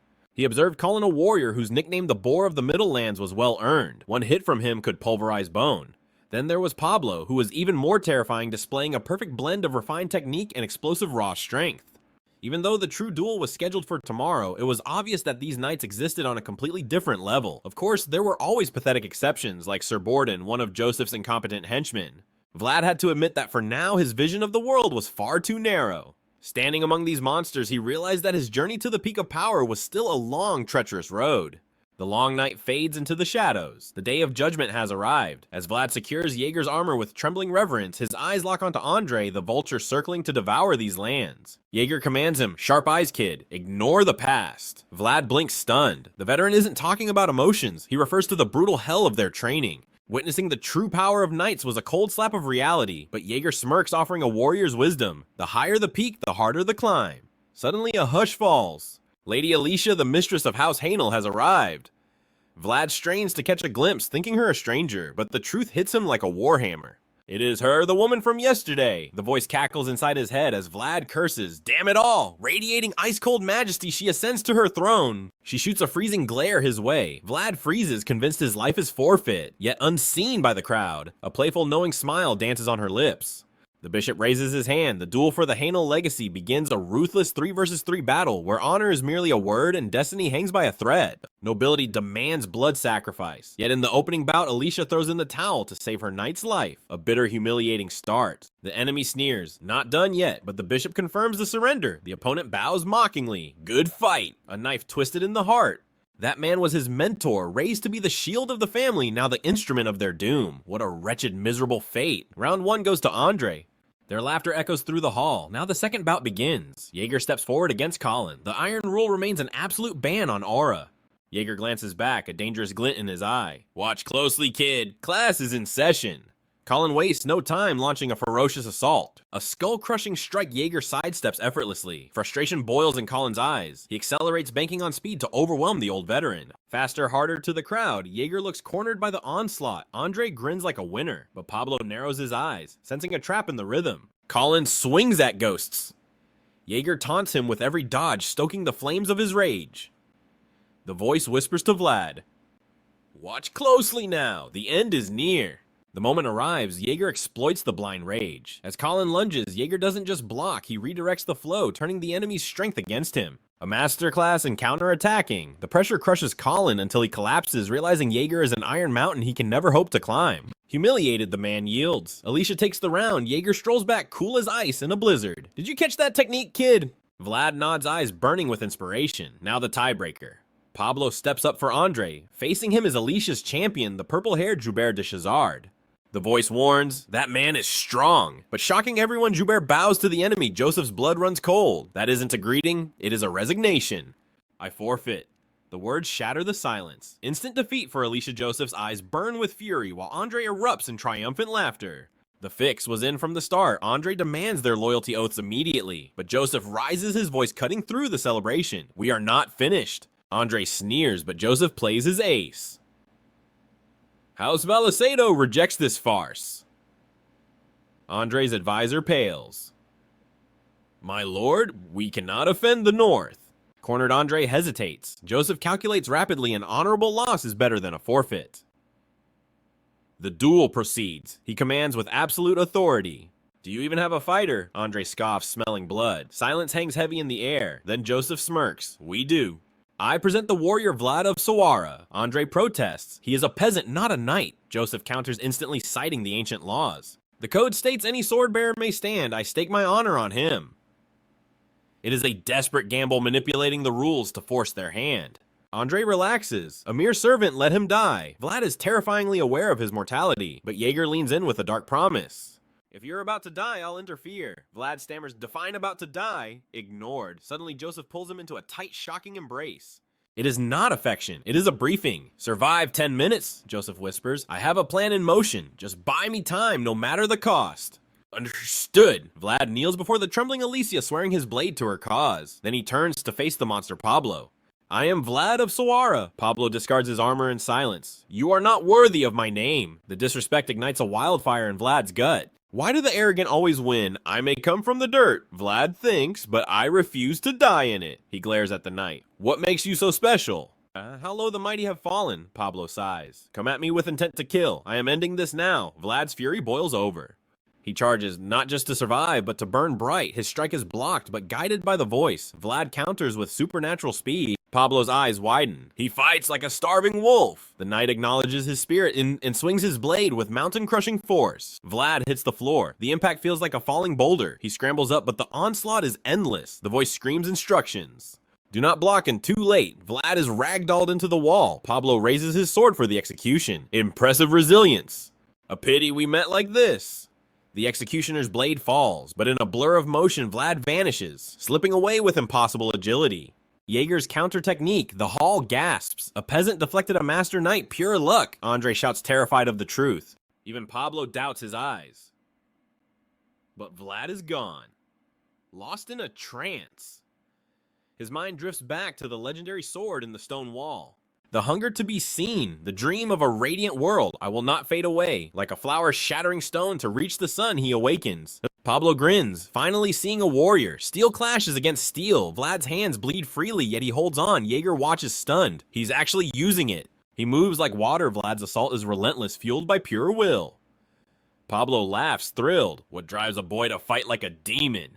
His grip is crushing his own bones. The sword itself seems to weep. Vlad is blooming on the battlefield. Splendid, but Pablo whispers, then I shall answer with everything I have. Blocking and dragging out the fight. No, this was an escalation of pure violence. Pablo unleashed his full might, but the air suddenly grew heavy. A terrifying power began to bleed into Vlad's blade. The birth of an aura. The spectators froze in absolute shock. Realizing the danger, Pablo summoned his shield, bracing for impact. In that moment of respect, he finally acknowledged his opponent's name, declaring him a warrior worthy of his steel. Who are you? He roared. Vlad's mind raced back to his origins, a nameless hellhole of zero value, yet overflowing with grit. A place he clawed his way out of, marching toward the light. The dormant beast within him roared to life. His aura erupted as he screamed his identity to the heavens. I am Vlad of Sawara. A tsunami of azure energy exploded outward, blinding everyone with its brilliance. Pablo responded in kind, screaming, come at me, as he unleashed his own power. Boom! The collision of auras shook the very earth, but then, Anticlimax. Our hero collapsed face first, passing out from sheer exhaustion right on top of Pablo. Boom! The knight caught him whispering, well done, kid. But the moment was ruined when Andre shrieked like a banshee, demanding disqualification for using aura. Pablo looked at the snitch with pure disgust while Joseph stepped in. He thanked the knight for upholding his duty. Pablo confirmed with the bishop it was indeed aura. The game had changed. Now it wasn't about rules, but about evaluating who held the superior potential. This invoked the Code of Masters, a sacred law binding royal authority and knightly honor. The duel's rules were now secondary to a much higher purpose. This incident had to be reported directly to the Holy See and the Crown. They would decide the victor. The code states clearly, all young things in this world have the divine right to bloom. Potential is beautiful, and those who manifest it are treasures of the realm. Therefore, every knight is sworn to protect that spark in honor of the Swordmaster and founding King Frauzend. Cut to Vlad, waking up in a sweat, groaning like a dying old man and begging for water. Joseph attended to him personally. Realizing who was serving him, the MC panicked and scrambled to apologize. But Joseph just smiled, telling him to relax. Does anything hurt? Vlad denied it, trying to act tough. Joseph cut him off with gratitude, revealing that thanks to Vlad's flashy display, the duel was postponed. The rules and the code had created a bureaucratic loop exactly as the mysterious voice had predicted. Every knight swears an oath to that code, a promise Vlad himself would one day make. But when you become a knight, Joseph added, he urged the boy to recover quickly since they couldn't linger. Vlad tried to insist he was fine, but Joseph shut him down instantly. Rest, that is an order. Meanwhile, Alicia was seething with frustration. The situation was in limbo and Andre had escaped without a warning. She was safe under church protection for now, but dark times were approaching. Her knight advised her to establish absolute control over Daimar immediately. She agreed, asking about the harvest, but the reports were grim. Production was plummeting. It was a critical moment. They needed a new strategy, or they would starve. Suddenly, she asked a strange question. Do your knights know how to ride horses? The man said yes, finding the question ironic as he watched Vlad fighting for his life against a pony. The MC tried to mount the beast and immediately ate dirt. Jaeger sighed, asking the real question. East, do you think a more expensive horse would fix this? Vlad, shameless as ever, replied. Maybe one that cost double so bonk. He earned a solid smack to the head for that one. At least I got on once, he cried. God chimed in to help, confirming the situation was hopeless. Jaeger wondered if the horses were the problem. They were acting strange, as if something deep inside Vlad terrified them to their core. Enough, Jaeger declared. We'll delay the riding lessons until we find a beast that doesn't have a panic attack around you. Vlad grumbled, realizing there were no shortcuts on the path to power. He'd have to figure this out back at his unit. God laughed. The horses hate your guts. Maybe you should try riding a cow. Until then, enjoy the carriage, princess, God joked as he walked away. The inner voice finally spoke up, warning Vlad that animals are sensitive to spiritual pressure. He needed to learn aura suppression. But he was still too weak. A long hellish training arc awaited him after tomorrow's farewell. Vlad wondered, should they visit the spirit tree one last time? Meanwhile, Hubert was wallowing in self-pity over his failed mission. Things spiraled out of control, he muttered, furious that a humble vassal had ruined his plans. Suddenly, steel kissed his neck. Jaeger appeared from the shadows. Hubert tried to laugh it off, but Jaeger wasn't in a joking mood. He had all day to teach this schemer a lesson for messing with the purple-haired boy. Hubert pleaded, I had no choice. We're both just dogs following orders. Jaeger knew the game, but that didn't change the beatdown that was coming. If the master says bark, I bark. It was a clear threat. Hubert's right eye glowed as he activated his aura, while Jaeger's left eye burned with killing intent. The air crackled with tension, but suddenly Hubert laughed, deactivating his power. Warning received, he smirked. I just follow orders. Spilling blood here would be a declaration of war. Wham! Jaeger didn't let him finish burying a fist into his gut and sending him crumbling to the floor. Just a little love tap. Jaeger grinned. Hubert wheezed, are we done? A bomb. Another strike knocked the wind out of him. Understand why this is happening? Jaeger whispered cold and low. Hubert didn't seem angry. He knew the rules. We'll meet again, Jaeger promised. Oh, we will, Hubert agreed, limping away. The Empire is crumbling. The drums of war are beating. He waved a mocking goodbye. See you in hell. Jaeger watched him go. He's right. The time is coming when the sword will speak louder than words. Back at the hill, Vlad noted the snake spirit seemed to know the mysterious voice. Time for a reunion. Vlad unleashed his energy, standing face to face with the spirit. Are we friends? He asked. The snake didn't speak, but it began to dance around him, radiating gentleness. It stared deep into his soul and bowed a gesture of respect. Vlad jumped back in fear, but the voice calmed him. Spirits work in mysterious ways. Suddenly, the snake ascended. The entire zone flooded with warm azure mana. At the same time, a strange sensation. It pulsed from the protagonist's eye. He didn't understand, but the voice did. Rejoice, it whispered. You have just received the spirit's blessing. The next day, it was time to say goodbye. Joseph told Alicia they had to leave to fix the cracks in their territory. She thanked them for coming. Standard farewells until the knight asked Vlad to step forward. The MC was confused, but Joseph nudged him. Go on, kid. They had prepared a ceremony just for him. The knight ordered him to kneel, and Alicia stepped forward. I wouldn't be standing here without you, she said softly. Gratitude isn't enough. She offered him a beautiful purple handkerchief, declaring his honor outshone any titled knight. Joseph watched, thinking, clever girl, she's using the boy to tie herself to our family name. Meanwhile, our humble MC was panic thinking, this looks expensive. But he remembered noble etiquette required him to accept gifts, so he casually reached out and took the handkerchief with his bare hand. The crowd gasped in horror. He didn't know, in noble culture, placing the handkerchief on the sword means honor. Taking it hand to hand, that represents romantic love. Vlad had just accidentally proposed. Alicia turned 50 shades of red, the MC oblivious, as a brick beamed and said, I'll use it well.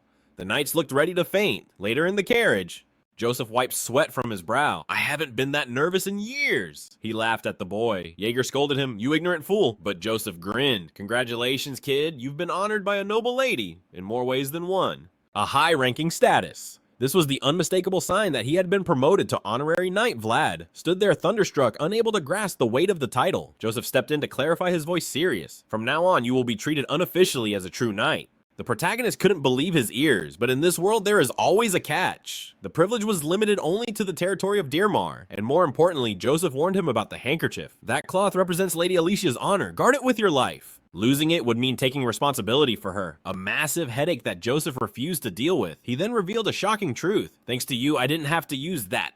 He was referring to the astronomical loan Alicia was about to request to save him. If he had lost the duel, she would have sold her future to guarantee soldiers against Andre. It was a desperate emergency strategy to pressure the man, a revelation that left Vlad reeling with shock. But suddenly his senses spiked as noise erupted from the western forest. He rushed to the window. At first nothing, but then dozens of riders thundered toward them. Vlad's instincts screamed one word: bandits. He gripped his weapon ready to unleash hell, but Joseph calmly raised a hand. Sheathe your sword. This is merely one of my preparations. These weren't lawless bandits. They were soldiers, warriors loyal only to him. They approached, handing over a heavy bag soaked in fresh blood. We have settled the accounts, the leader declared. Joseph eyed the gruesome package. This isn't exactly what I asked for, but good work nonetheless. The scarred soldier turned his gaze toward Vlad. Is this the boy who received Lady Alicia's honor? Joseph nodded with a relaxed smile. That's him. But under the soldier's stare, Vlad felt a chill run down his spine. This man's aura was unlike any ordinary knight. He was a predator, a truly dangerous existence. As the man departed with urgency, Joseph dropped a heavy title. That man is known as the Hidden Sword of Bayezid. Vlad couldn't comprehend the depth of those words. His eyes drifted back to the dripping black bag. Joseph noticed his burning curiosity. Do you want to know the details? Do you want to know what lies inside a Welcome to the world of nobles, a cold, brutal, and implacable reality. Inside that bag was the severed head of Andre. Meanwhile, Count Bayezid was deep in conversation regarding a group of pilgrims. They had arrived in the city appearing humble and sincere. The Count proposed a plan. We shall watch over them from the shadows. Everyone has the right to enjoy what they deserve. Redmus immediately began the preparations. The conversation shifted to the legendary feat of Joseph and Vlad. The revival of the Code of the Sword stirred their hearts. It brought back a wave of nostalgia for the origins of the knightly order. The Count mused on the golden generation of the Bayezid family. Oh, how they would have loved to see this. His heart swelled with pride for Joseph. The man who seemed to have given up on everything long ago had returned with a vengeance. It gave the Count much to consider regarding his successor. Would it be him or his older brother? Days later, the rumors of Vlad's dominance began to spread. Whispers filled the apprentice dining hall. He fought a knight. He awakened his aura. Sovan boiled with green-eyed jealousy. Suddenly the door swung open, revealing Vlad. He had returned after a month of silence. He could feel their nervous gazes. Status no longer mattered to him. The petty struggles of children were over. Vlad was now a warrior walking a completely different path. He tried to eat in peace, but the weight of their stares was suffocating. Portly leaned in with a warning. Get used to it. Everyone knows what happened in Daimar. Changing the subject, he asked, so what are your plans for the vacation? The vassals were granted a week of freedom. Vlad wasn't sure if the rule applied to him, but Portly didn't care. Come to my house. It would be the first time I've ever brought a friend home. You can eat all the meat you want, and I'll help you find the perfect mount from our top-tier breeding grounds. The offer was too good to refuse. Vlad accepted. I promise I will get that week off. But first reality called. He returned to the hellish training grounds with Jaeger. In the heat of battle, the protagonist closed one eye, desperately trying to force his aura to manifest, but Jaeger was not impressed. Focus, he roared. Stop reaching for what you cannot grasp and perfect what you can. His words cut deeper than any blade. Do you think you're special just because you survived a night? Jaeger's gaze pinned the protagonist in place. If you aren't going to put your soul into this, then leave. Don't come back here. He dismissed him with a tone dripping with disappointment. Yet behind that mask of ice, he was secretly proud, but Vlad was still an unpolished gem. If he became arrogant now, he would be destroyed. It was an imminent danger that had to be managed. The voice in his head echoed the sentiment. Focus on the basics, kid. Vlad gritted his teeth. I just wanted to test it. But he knew the truth. Aura wasn't everything. He had to forge his foundation first. That scolding from Jaeger, it was proof that he was worthy of instruction. But even though Vlad was used to the shouting, this time the disappointment stung. It hurt more than a physical blow. He couldn't even bring himself to ask about the vacation. No, now is not the time. He decided to bury his emotions in sweat and steel. As night fell, he remained outside the mansion giving his all. He poured every ounce of his spirit into the simplest movements. Bam! A single strike created a fissure in the hard earth.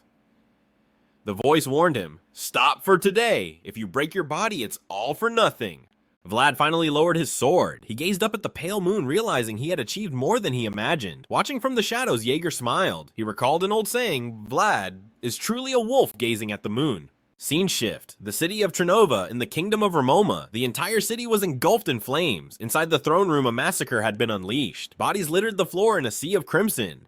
A knight approached one of the fallen with arrogant strides. "I am merely fulfilling my duty," he sneered. His blade dripped with fresh blood. The fallen man looked up, eyes wide with shock. "To think that you would come this far." The traitor was none other than Godin. The fallen warrior spat out his final words. "Orders do not outweigh honor. The knights of Count Guider were never like this." Godin replied coldly, "That is exactly why they are all dead." He raised his sword. "You will die today too. Wait for Count Gaidar in hell." Godin agreed to send the message. Seconds later, he severed the head in a single blow back with our protagonist. Joseph delivered the good news. "You can go on vacation with the portly family." Vlad blinked in surprise. He had decided not to ask, but Joseph laughed. "Rumors fly on wings, kid. Your friend was so excited he told everyone." Besides, Joseph had already planned to give him time off. Vlad thanked him, but his eyes drifted to Jaeger. The instructor remained silent. Joseph noticed the tension immediately. Something happened between them. He could intervene. But he decided to let them be. Vlad racked his brain for a way to break the ice. Finally, Jaeger spoke without looking up. "Do not neglect your sword. Remember your daily training." He knew Vlad wasn't lazy, but his duty was to keep the boy on the path of the warrior. "I will evaluate your progress when you return." The protagonist nodded firmly. Joseph chimed in, "Don't get your hopes up about the horse. Just find one that doesn't fear you." And just like that, the week of rest was official. Joseph dismissed him. "Oh, and bring me a souvenir." Once they were alone, Joseph's expression shifted. "I will be visiting House Canor." That meant a potential encounter with him. Jaeger asked a poignant question. "Now that you know Vlad's potential, do you want to keep him for yourself?" Joseph smirked. "Yes, but I have no intention of handing him over." Meanwhile, the protagonist found himself in Madame Oksana's salon. She was crafting a luxurious cape. "This will look magnificent with any armor you choose to wear." Vlad tried to thank her, but she insisted, "You will need this for your time with the canners." She wanted him to look his best, like a mother sending her son out into the world. Vlad turned beet red with emotion. She then added, "I will find you a tutor. When you return, we cannot have you repeating the same mistakes you made with Alicia." He was an honorary knight now. He had to act the part. She finished by handing him a basket of fresh Dearmar lemons. To ensure he didn't leave empty-handed, Vlad offered his thanks. Her only request was simple: come back alive. Words that made his heart tremble, but the moment he was alone, that warm feeling vanished, replaced by the cold realization that he didn't belong. His mind drifted to Jemina. He wondered if she was suffering in the convent, assuming she felt just as out of place as he did. But he was wrong. Her reality was a living hell. In that holy place, Jemina was nothing more than a servant to be used. Her only lifeline was the whisper of rumors. Stories of a blonde warrior from House Bayezid making a name for himself. Other apprentices gossiped that the boy had awakened his aura. But Jemina dared not hope it was Vlad. People like us, she thought bitterly, don't get happy endings. Her daydream was shattered by the other girls. "Stop slacking," they hissed, demanding she return to scrubbing the floors. She was the only one who hadn't paid the entrance fee, a debt they constantly reminded her of. "You'll be scrubbing until you die," they sneered, ordering her to finish everything before the noon meal. She tried to comfort herself, telling her heart that this was no different from her old life. She remembered the day she arrived with the women from the Rose Smile brothel. The Mother Superior had looked down on them, sneering that not just anyone could join their pact. Marcella had fought for them, swearing the girls were pure and approved by the bishop himself. But the nun's heart was made of stone, refusing them even as Marcella poured gold onto the table. Enough wealth to feed the convent for 10 years. Finally, greed won and they accepted the girls. Jemina had asked, "What about you, Marcella?" But the answer was silence. Marcella was not welcome, and then the nightmare began. Jack's thugs appeared to collect their debt. They dragged Marcella away by her hair while the girls watched in helpless terror. The convent doors slammed shut with a heartless thud, leaving them ignorant of the dark fate that awaited their guardian. Back in the present, tears streamed down Jamina's face as she prayed for Vlad. Meanwhile, our protagonist arrived at the House of Canor. They weren't nobility by blood, but in the city of Sturma, their influence was absolute. He was greeted by portly and elderly butler with a magnificent mustache. The old man crushed him in a hug, abandoning all protocol. "I've missed you, lad," he cried, asking about his father. But the master was tied up with guests, so Portly decided to show Vlad the family's pride and joy, the ranch. Vlad's eyes lit up at the mention of horses, and Portly promised the master would show him the prize stallions later. However, the moment they approached the ranch, chaos erupted. The horses and livestock fled in sheer terror, sensing Vlad's aura. It was a crushing confirmation. He couldn't ride a cow, let alone a war horse. Maybe visit a priest, Portly suggested awkwardly. I'm not cursed, Vlad snapped, just incredibly unlucky. The humiliation burned. For what kind of knight cannot ride a horse? Portly insisted there must be a beast somewhere that could handle his presence, which didn't help Vlad's mood.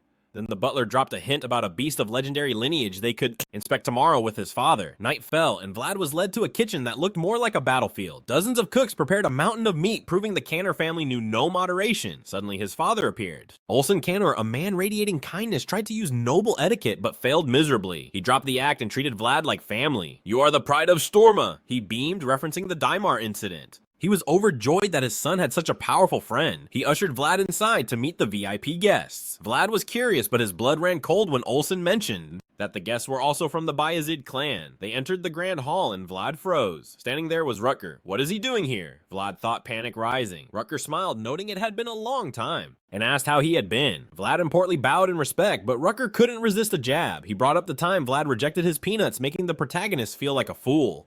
But the real danger wasn't the joke. A wave of killing intent washed over Vlad. Rutger's knights were staring daggers at him, their hatred palpable for the commoner who had dared to strike their comrades. Vlad straightened his back, deciding to play it cool. I hope to see you again, he said confidently. Rutger's eyes sparkled with interest. Are you free tomorrow? Come with me. There is somewhere we must go.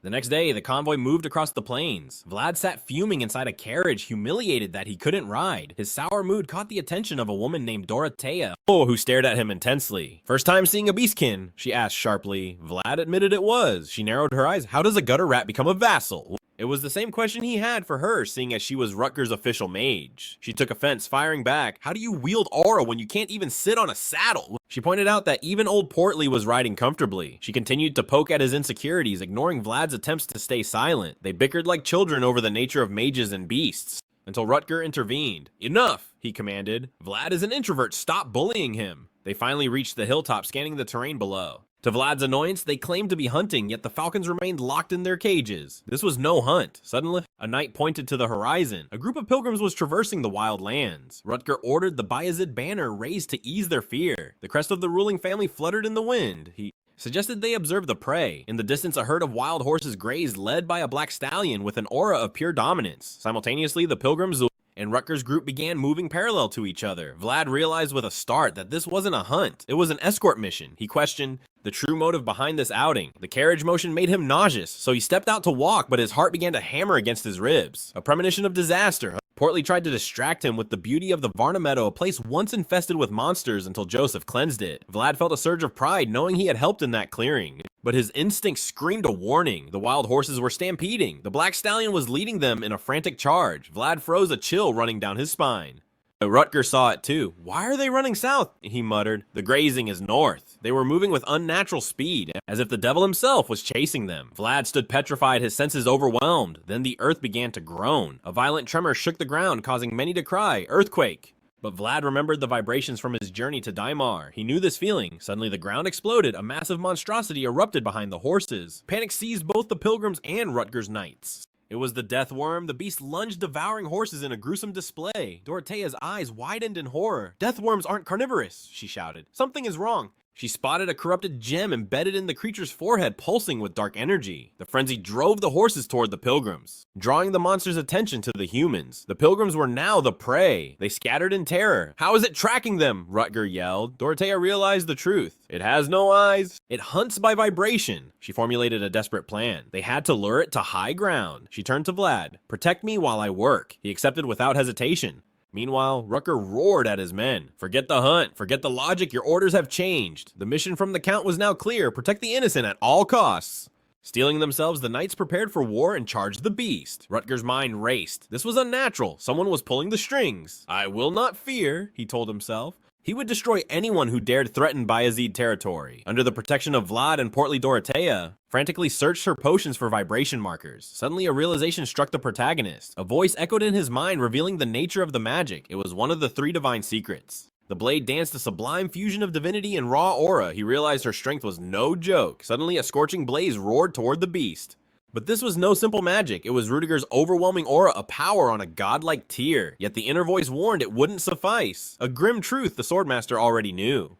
This monstrosity was tougher than ancient dragons. Rudiger was left exposed, staring death in the face. He barely dodged before the beast burrowed underground. His subordinates cried out in panic. "Stay sharp," he commanded. "The nightmare isn't over." The voice whispered a warning. The subterranean threat was far deadlier. They had to sense the faintest tremor in the earth. Disaster struck. The beast targeted the innocent pilgrims. "Intercept it," came the order. Vlad urged Dorothea to hurry, but she was drawing, using her tail as a brush.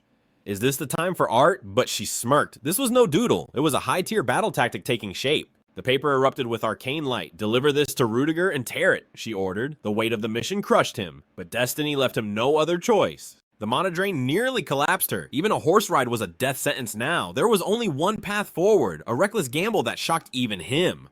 He snatched the scroll and sprinted toward the abyss. Without hesitation, he leaped into the void. "I'm just a lowly vassal," he thought. "Why am I playing hero?" Politics and inheritance wars plagued his leader's mind, but the connection between the black steed and the beast gnawed at him, and falling through the air, ancient memories awakened. Trauma flooded back, a home reduced to ash by a power he was too weak to stop. "Focus aura in your feet," the voice commanded. Impact! He smashed against a jagged rock. So much for a graceful landing. He tumbled violently down the slope. Miraculously, he survived without a scratch, a feat that defied all logic to Dorothea. Suddenly, a golden light radiated from his core. The wild black stallion sensed it instantly. The beast turned locking eyes with him, as if recognizing a kindred spirit. "The serpent's blessing shielded you," the voice intoned. "We owe that deity a visit." But survival came second to duty. At that moment, Vlad realized the stakes. Priest Andras was among the flock. Leading the helpless Vlad had to reach Rudiger, but the distance was an ocean. He was too far away to make it in time. Approaching Rudiger would doom the priest, a cruel choice, the mission or the lives. Hesitation meant death. He made his move. He would become the bait. He slashed the magical scroll with his blade. Arcane energy coated his steel like a second skin. He drove the sword into the earth. Boom! The ground began to tremble violently. "It is too weak," he gritted his teeth. "Pour your aura into it," the voice roared. Vlad unleashed his spirit. The result was a blinding fusion of two powers. The resonance was catastrophic. The worm froze, sensing the delicious energy. The vibration screamed across the battlefield. In a heartbeat, the earth exploded beside him. The monster answered the challenge. "You called for death. Here I am." Razor-sharp fangs and stone armor scales filled his vision. The shockwave blasted Vlad backward like a rag doll. He dug his heels in, refusing to fall. "Don't engage directly," the voice warned. "Buy time for the innocents to escape." The protagonist clenched his jaw. He knew the drill. Reinforcements were coming, but Rudiger was miles away. The beast's eyes locked onto him with gluttonous intent. It lunged to swallow him whole. By a hair's breadth, he evaded the maw of death. The coward vanished beneath the soil again. The battlefield became a minefield. Where would death strike next? His senses screamed, scanning the trembling earth.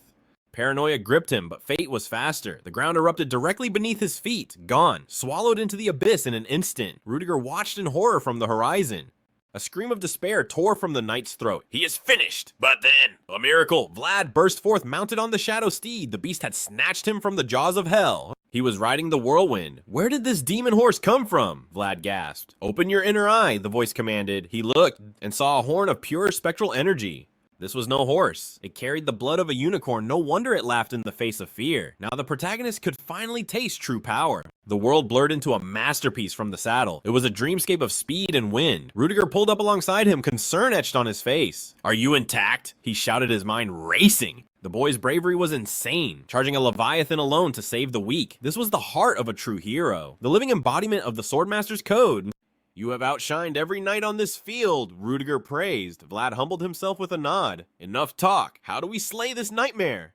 "We must strike before it feasts on the pilgrims." It was a relic of a fallen dragon, a calamity made flesh. But Rudiger's eyes burned with unwavering conviction. "We end this now," he declared. "You bear Dorothea's mark. You are the beacon." Vlad hesitated. Could the steed handle the speed? The black horse snorted, eyes blazing with battle lust. It was not just a mount. It was a warrior. It fought to protect its herd. "Let's ride," Vlad roared. Rudiger barked orders. "Flank the hill. I'll prepare the killing blow." The protagonist broke away, tearing across the plains. The worm took the bait. Vlad pushed the unicorn blood to its limit, a speed that would shame veteran riders. "He is no mere servant," Rudiger realized with awe. "Drag your blade," the voice guided. Steel kissed earth, activating the lure. The magical resonance shrieked like a siren. "Incoming," the voice warned. "The dragon comes for the light." Fear was a foreign concept to Vlad now. Rudiger stood like a statue of judgment. As Vlad thundered past the Swordmaster, closed his left eye. The atmosphere grew heavy. An inferno awoke. The aura twisted reality, turning the plains into a volcanic hellscape. Even Vlad felt the heat of the ultimate technique. World Expansion Temporal Blaze. A domain of gods mastered by immortal Rudiger was a monster in human skin. The protagonist stared in sheer reverence. This was true power. A force that could burn the world to cinders. The worm closed in on Vlad, jaws wide. But suddenly, it faltered. Something greater had caught its eye. Like a moth to a supernova, it turned toward Rudiger. The beast was not stupid. It sensed the predator. Vlad's lure was ignored. The plan was crumbling. Then absolute madness ensued. The horse rebelled, charging straight at the monster. It drifted and screamed a desperate dance of death, but the worm ignored them. Until the phantom horn ignited, the serpent's blessing and the unicorn's pride resonated in perfect harmony. A divine secret unlocked, shining like a beacon in the dark. The worm snapped back, hypnotized. The trap was set once more, a hornless unicorn and a horseless knight, two souls merging into one entity on the horizon, under the canopy of a dark destiny-filled sky. The beast chased the light. Rudiger channeled his domain, the pressure rising. Not yet, he gritted. I need more time. Vlad had to dance with death a little longer. Vlad's light began to flicker and die. Hope seemed lost until the cavalry arrived. Every knight ignited their aura, a galaxy of stars to entrap the beast. Rutger's aura flared to life, signaling he was ready. He locked eyes with the monstrosity lunging at him. With a smirk, he praised the protagonist's efforts, declaring, "Now watch how a real master handles this." The earth itself screamed, transforming into a molten hellscape of lava beneath his feet. He stood as the absolute ruler of this domain, unleashing a cataclysmic firestorm directly into the beast's maw. One thought was all it took. Die. The inferno swallowed the gigantic enemy whole, incinerating it instantly. The sheer scale of destruction left everyone trembling in awe. Especially Vlad. He had never witnessed a knight wield such godlike power. This living hell was Rutger's true world, a realm of power completely defying common sense. His mind raced. Could Godin Jaeger or Pablo unleash such devastation? Could he ever reach this summit? A voice echoed in his soul. Yes, but the path is long. You must forge a world so ironclad that nothing can shake it. As the flames died down, leaving only ruin, Vlad approached the Knight Commander. You alive?" he asked. Rutger grinned through the exhaustion, praising the kid again. "The fire will fade soon," he gasped before his legs gave out and he collapsed. Groaning on the ground, the mighty knight begged for a beer. Expanding one's mental world clearly came with a heavy price tag. He asked for a hand up, but Vlad just flopped down beside him instead. This casual disrespect shocked the noble, but then he burst into laughter. "You've got guts, kid, and that stallion of yours, absolute top-tier beast." Vlad couldn't argue with that. Suddenly, the other knights swarmed them, showering Vlad with praise and forgetting all past grudges. Even the High Priest Andreas stepped forward. He bowed with profound respect. Gazing at Vlad, the priest trembled. That light, it felt so familiar. A radiance capable of piercing the deepest abyss. Overcome with holy emotion, he grasped Vlad's hands and fell to his knees. As he poured out his gratitude, our protagonist stood there completely frozen. Then began the prayers. He blessed the boy who carried the will of God itself. The chant grew louder as the other pilgrims joined the worship. Countless hearts focused their faith on a single point of light. In that moment, Vlad's spiritual world expanded once more. Meanwhile, back at the Bayezid estate, the Count reviewed the battle report Dorothea had sent via crystal ball. Fury darkened his face. "Dark magic again. Do they take us for fools?" Ragmus confirmed the worst imperial negligence had allowed necromancers to infest the north. However, the advisor noted, there is a diamond in the rough, Vlad. 3 critical missions, and he saved the Bayezid reputation every time. The Count's anger melted into a calculated smile. Admirable indeed, Ragmus. Summon Knight Captain Joseph immediately. Those with true worth deserve their proper rewards. Faraway night had fallen over the encampment on the plains. Soldiers gathered around crackling fires. Vlad sat alone silently, sharpening his battered blade, reflecting on the hell it had survived. Suddenly, Rutger loomed over him. "Why the long face?" he teased, asking about Portly. Dorothea dragged him off somewhere. He shrugged. Since Andreas and the fanatics were busy praying, the two warriors finally had peace. Rutger extended a flask. Vlad shook his head, prompting a smirk. "Did tight-ass Joseph order you to refuse drinks from Coolness Incarnate?" "No." "Give it here." Vlad took a swig, smooth, expensive whiskey. "A noble's drink," Rutger bragged. The sheer passion for alcohol reminded him painfully of Joseph. Rutger eyed the weapon. "That thing needs work, kid." Vlad sighed. "I saw the family smith, but he wanted to replace the handle. He said it was attached recklessly to the blade." Rutiger laughed. "Just like its owner, huh?" But Vlad refused. To lose that handle was to lose his history. The old blacksmith Jemina the voice. They were all in that grip. "I'll repair it," Vlad vowed, "but I must find its creator, a man found only in Sawara." "Vlad of Sawara," Rutger mused. "The star rising from the slums. Fitting, since you outshined everyone today." Seeing the steel in those blue eyes, Rutger finally understood. This was why Joseph had invested everything in him. Rutger turned to leave, dropping one last truth bomb. "If your will is strong enough, the world will force itself to recognize you."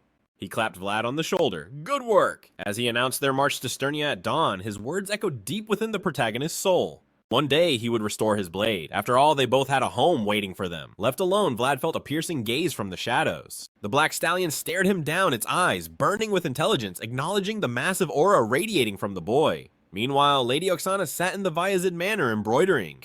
She perfected the Heinel family tree. Is it accurate? She asked. Flawless, my lady, her assistant bowed. Next one. No reference needed for this.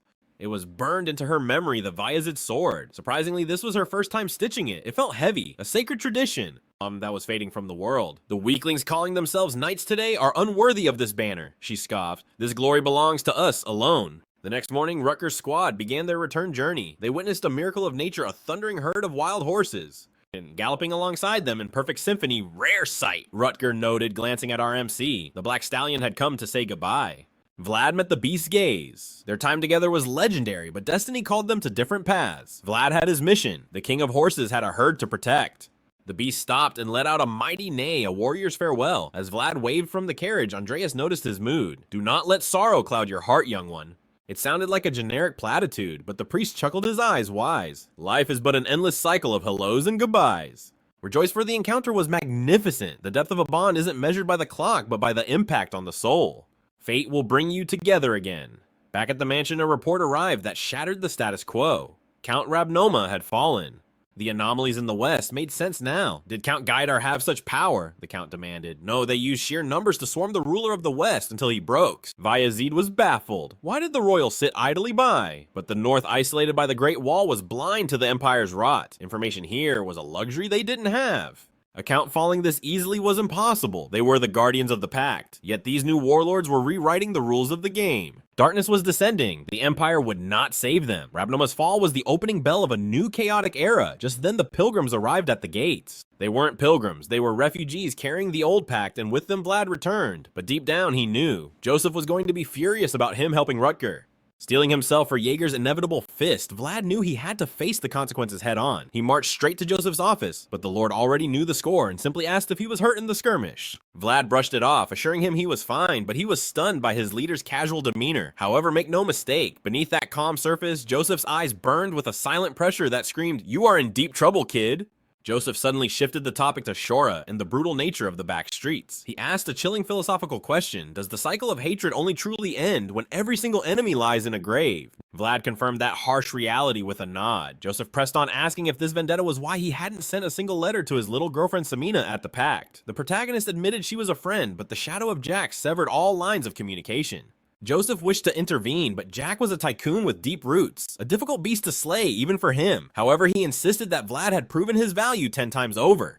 A promise was a promise. Joseph unveiled a magnificent reward. It wasn't gold, but a flag symbolizing a knight's supreme honor, a treasure Vlad never dreamed he could possess in this lifetime. But Joseph had secured it specifically for him. He declared Vlad worthy of the burden and pledged his eternal support. He handed over the heirloom, a banner hand-stitched by his own mother.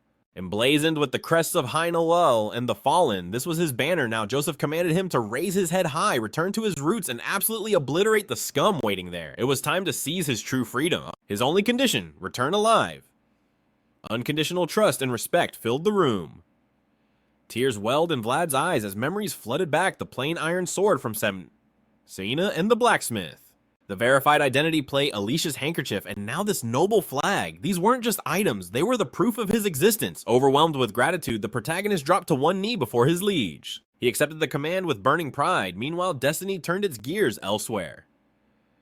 Refugees from Ramna arrived at Vallecito carrying an ancient sealed coffin etched with dragon carvings. It was the proof of the old pact. Andreas revealed the terrifying truth inside lay a fragment of the first dragon of perfection, the very beast slain by the founder king. Until now, only the Ragnar bloodline could guard it. Understanding the stakes, the Lord of Vallecito agreed to secure the artifact. He offered them sanctuary until the perilous preparations for transport were complete. As they withdrew, a heavy silence fell. The Lord was deeply troubled. The only other option was the northern ruler, the Iron Duke Timur Baranov, and that was a path they dared not tread. The burden on his shoulders was immense. Suddenly his gaze shifted to the courtyard. A sight he hadn't seen in ages caught his eye, a lone figure standing against the wind. It was Vlad, hoisting the banner of Vallecito and Heinel high. He could have rested, but his spirit was too restless. The Lord silently urged him on. Go, young knight, and fulfill your destiny. The scene shifts. A lone knight stalked the dark alleys of Shawara. Inside the Rose Smile Now Jack's territory, a rowdy crowd of thugs gathered baying for blood and entertainment. They screamed for one named Marcella. She was to be auctioned off like common livestock. As she composed herself with icy patience, the new madame barked at her to hurry up and work off her massive debt. Marcella shot her a glare sharp enough to cut glass. The woman raged, asking how long she could keep up that arrogant act. She sneered that Marcella would rot in this hellhole forever. But Marcella scoffed, "You won't live long enough to see that day." No matter how much they trampled her, her spirit remained unbroken. With a huff, the hag ordered her onto the stage. Marcella reflected on her journey. For someone ending up on the auction block, she'd lived a good life. Zero regrets, she had chosen her own path, even if that road led straight to ruin. She stepped out before the sea of filthy gazes. The auctioneer announced that anyone wanting the Black Rose of Shawara needed to pay up. Pitiful offers of 1 or 2 gold coins rang out. The mob went wild. The old hag smirked, calculating that even a fallen star like Marcella could still print money. A bid of 4 coins seemed to seal the deal. It was almost over. Suddenly a voice thundered, 100 gold coins! The room froze. Absolute silence. The old woman nearly passed out from the shock. 100 gold. The bidder stepped forward, radiating a terrifying aura. Marcella's blood ran cold. She recognized the heavy rhythm of those steps. It felt like the destroyer Godin had returned. But as the mysterious knight emerged from the shadows, the crowd whispered in confusion. Who was this high roller? The knight simply stated, "I would like to place an order." Eyeing his luxurious gear, the hag rushed over with a menu. "No need," he interrupted. He rattled off the order by heart-grilled sausage blood pudding bread and sweet potatoes. That specific combination, Marcella realized it wasn't Godin at all. The stranger pulled back his hood, unleashing a cascade of brilliant golden hair. It was the same gold she had lovingly washed and combed for years. With that trademark blinding smile, Vlad whispered the words she longed to hear, "I have returned." Tears of pure joy instantly flooded her face. She stood frozen, mesmerized by his smile. But reality hit her like a truck. She frantically whispered, begging him to run before it was too late. Jack's goons were already closing in. The sharp-eyed hag realized these two shared a history. Bad for business. She signaled the enforcers to handle the disturbance. The squad leader, a thug with a nasty scar across his lips, stepped forward. He marched toward Vlad with murder in his eyes.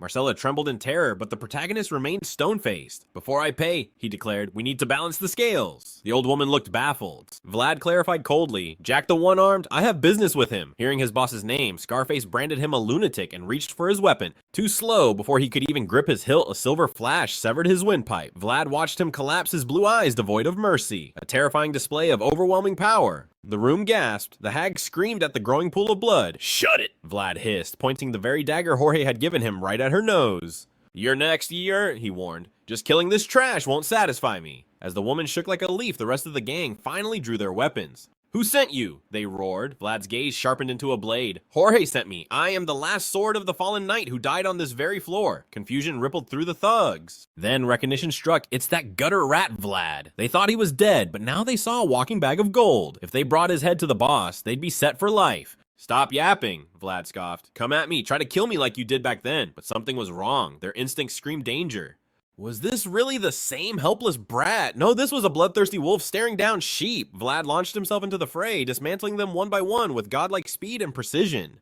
1/1 scream. One scream, one life extinguished. He vowed to slaughter every single one of them until the price of Marcella's tears was paid in full. He would wash away her sorrow with their blood. In minutes, the room became a slaughterhouse. Meanwhile, in the lavish office upstairs, Jack the One-Armed swirled his drink. Without Jorge, the back streets were his playground. He mused on his ambition to climb higher, never stopping. He would still kill and build his throne upon a mountain of corpses. Yet a bitter realization gnawed at him. Even here, his life hung on the whims of the nobles above. Despite all his victories, he felt like a king wearing a crown of thorns. Jack drowned his demons in alcohol. In his twisted mind, George the man who died was the true victor of their game. He drinks until oblivion calls, knowing the Reaper comes for us all until a frantic subordinate shatters his stupor. "Oh, boss, we're under attack." The panic is palpable. Jack demands the reason for the chaos. The warning comes too late. They are completely surrounded. And it's not just a few guards. Soldiers have flooded every inch of the alleyway. Even the main gate is swarming with the Sawara garrison. It defies all logic. Jack had lined their pockets with enough gold to buy silence for a lifetime, yet here they are, weapons drawn.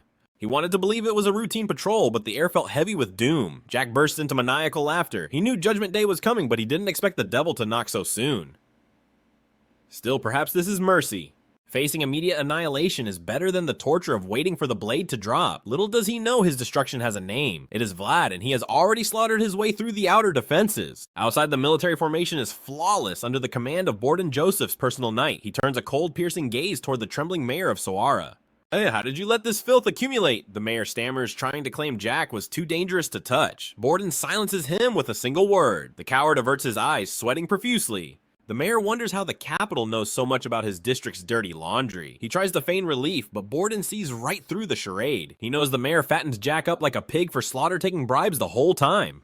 Now you must reap the whirlwind you have sown. The mayor asks about the strike team sent inside. Borden smirks and points a gauntleted finger at a lone figure. The army is already here, he points at Vlad. The mayor gasps as Vlad steps out of the tavern. Just one boy. He begs for reinforcements, but Borden refuses. This stage was set by Joseph himself for a specific purpose. This is Vlad's rite of passage, his vengeance. His grand debut, Borden asks the young warrior if he's ready, warning that Joseph won't forgive failure. But the main character simply smiles. Don't worry. Vlad stares at the tavern, his eyes burning with a resolve that chills the air. Borden realizes the boy needs no help. He hands over the family crest, fulfilling the final order grant him the authority of the house. With this, the hunt begins. Vlad drives the banner into the cobblestones with a thunderous crash. The crests of Hainal and Valisi unfurl. The soldiers gasp. This is an ancient rite of war, they thought long forgotten. They realize he is no mere mercenary. He is a knight enforcer sent by the Valisi family. Vlad's voice rings out like a judge's gavel. This land is now my dominion. Under the honor of these names, I hold authority over your very lives. Borden steps forward, amplifying the pressure. Jack, your crimes end today, in the name of the Count of Valesi.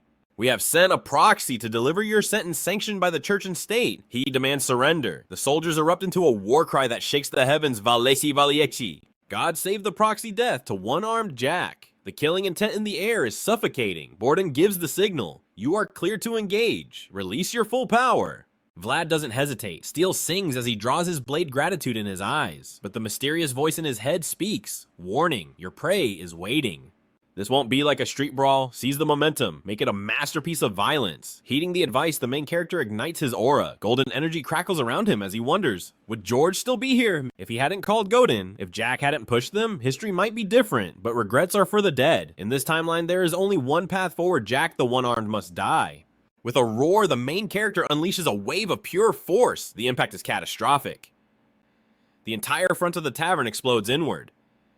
Jack's goons are ragdolled through the air like broken toys. Amidst the dust and debris, Vlad has a revelation. My world is devouring his. He steps through the wreckage, a demon of vengeance. I am Vlad of Sowara, proxy of Valisi, the rightful avenger of George. He screams into the darkness. Jack, I have returned for your head. Surprisingly, the gang leader remains seated on his throne. Even amidst the rubble, Jack is calm. But when he hears that voice, recognition flashes in his eyes. He stands, a twisted grin forming. He knows exactly who has come to kill him. It was the rising star himself. On the ground floor, the survivors rally for a desperate charge. Vlad's sword dances, a blur of steel meeting flesh, blocking every strike with terrifying precision. They drop like flies, unable to comprehend the gap in power. One fool tries a sneak attack from the blind spot. Vlad doesn't even turn. Flash! The thug's head separates from his shoulders in a spray of crimson. The severed head rolls to the feet of the others. Is this really the same boy? Terror grips their hearts. They surround him, weapons shaking, but nobody dares to make the first move. To advance is suicide. They stand frozen statues of fear, waiting for someone else to die first. Vlad breaks the silence with a cold whisper. Why think so hard? I'm going to kill you all anyway. Boom! He flares his aura. The pressure alone forces the weaker ones to their knees. The rest stare in horror. How can mortals fight a monster like this? Desperation breeds creativity. They cast a heavy iron fishing net to pin him down, but the main character is a phantom. He weaves through the gaps with absurd agility, mocking their clumsy attempts. They've barricaded the stairs, a smart move. Vlad senses the trap. Enemies are closing in from behind. He needs to conserve his aura for the boss fight. He scans the room and sees it. The old curtain rope Semina always complained about. It held the heavy drapes. With a precise slash, the counterweight releases and Vlad launches himself into the air toward the first floor. He bypasses the stairs entirely. The thugs gawk as he literally flies over their heads. He lands on the balcony where the elite guards wait. To Vlad, they look like walking corpses. They ready their weapons, but Vlad simply walks forward. His blade is honed beyond physical limits. Numbers mean nothing. He analyzes their stances, sloppy, amateurish. Compared to the hellish training with Jaeger, these men might as well be holding toys. Whoosh, an arrow grazes his temple. A sniper. More archers emerge from the shadows to wall him off. Vlad doesn't retreat. He jumps straight into the line of fire. He kicks off the heavy ceiling cauldron, changing trajectory mid-air. It's a ruthless, unexpected assault. He lands among the archers, silencing them instantly. He turns to the remaining guards. You should have just waited. He grabs a mug of water from a table, drinking casually amidst the carnage. So, are you coming to die, or do I have to come get you? Either way, the result is the same. You've squatted in my house long enough. It's time to pay the rent with your blood. He asserts his dominance. This is Ro's smile. This has been Vlad's nest since childhood, and he is reclaiming it. Meanwhile, at the docks, Harvey watches the smoke rise. He thinks Jack has finally lost his mind with all this open looting. Ever since George died, Jack became a different beast. The underworld economy is on the brink of collapse. Harvey wonders how to report this mess to Captain Hoover when a panicked scout arrives. It's a war zone. The Esterna family has blocked the exits. Jack is trapped by the city guard. Harvey's mind races through the political fallout until the scout mentions a name. Vlad? Harvey freezes. Why mention him? The scout stammers. I saw a blonde kid leading the charge. It looked like him. He calls himself Vlad of Sawara. He even planted a noble banner on the rose smile. Harvey starts to tremble uncontrollably. The rumors were true. The whispers from Daimar, the slaying of the legendary Deathworm, the rise of a new power. It wasn't just talk. Harvey sprints toward the city. He has to see the legend with his own eyes. Returning to our main character, the slaughter continues without a shred of mercy. He tears through Jack's men like a reaper, severing heads and limbs with bone-chilling precision. By now his clothes aren't just stained, they are completely dyed in the crimson color of war. Even the mysterious silhouette within his mind watches in awe. The entity is stunned by his fluid movements. All that talent and ferocious effort are finally bearing fruit, forcing the voice to acknowledge one truth. This boy has evolved into a true hunter.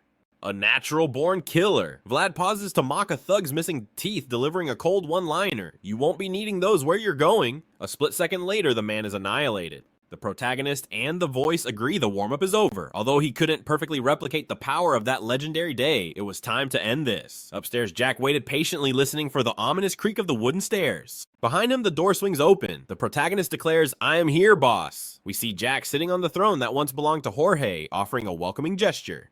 He offers the boy a drink, his eyes locked on Vlad's imposing silhouette. Jack sighs, admitting this isn't fun at all. He had heard the wild rumors about Vlad of Sawara the Rising Demon, but he hadn't believed them until now. Jack downs his drink calmly, noting that his manager probably brought Vlad here to get beaten up, but realizing the manager is likely dead, Jack smiles, glad that his end will come at the hands of someone he knows. However, don't expect him to go down without a fight. Jack draws his blade, observing the boy with a twisted smile. On the flip side, Vlad no longer sees Jack as the unreachable mountain he once feared. He was certain now this small world could no longer contain his potential.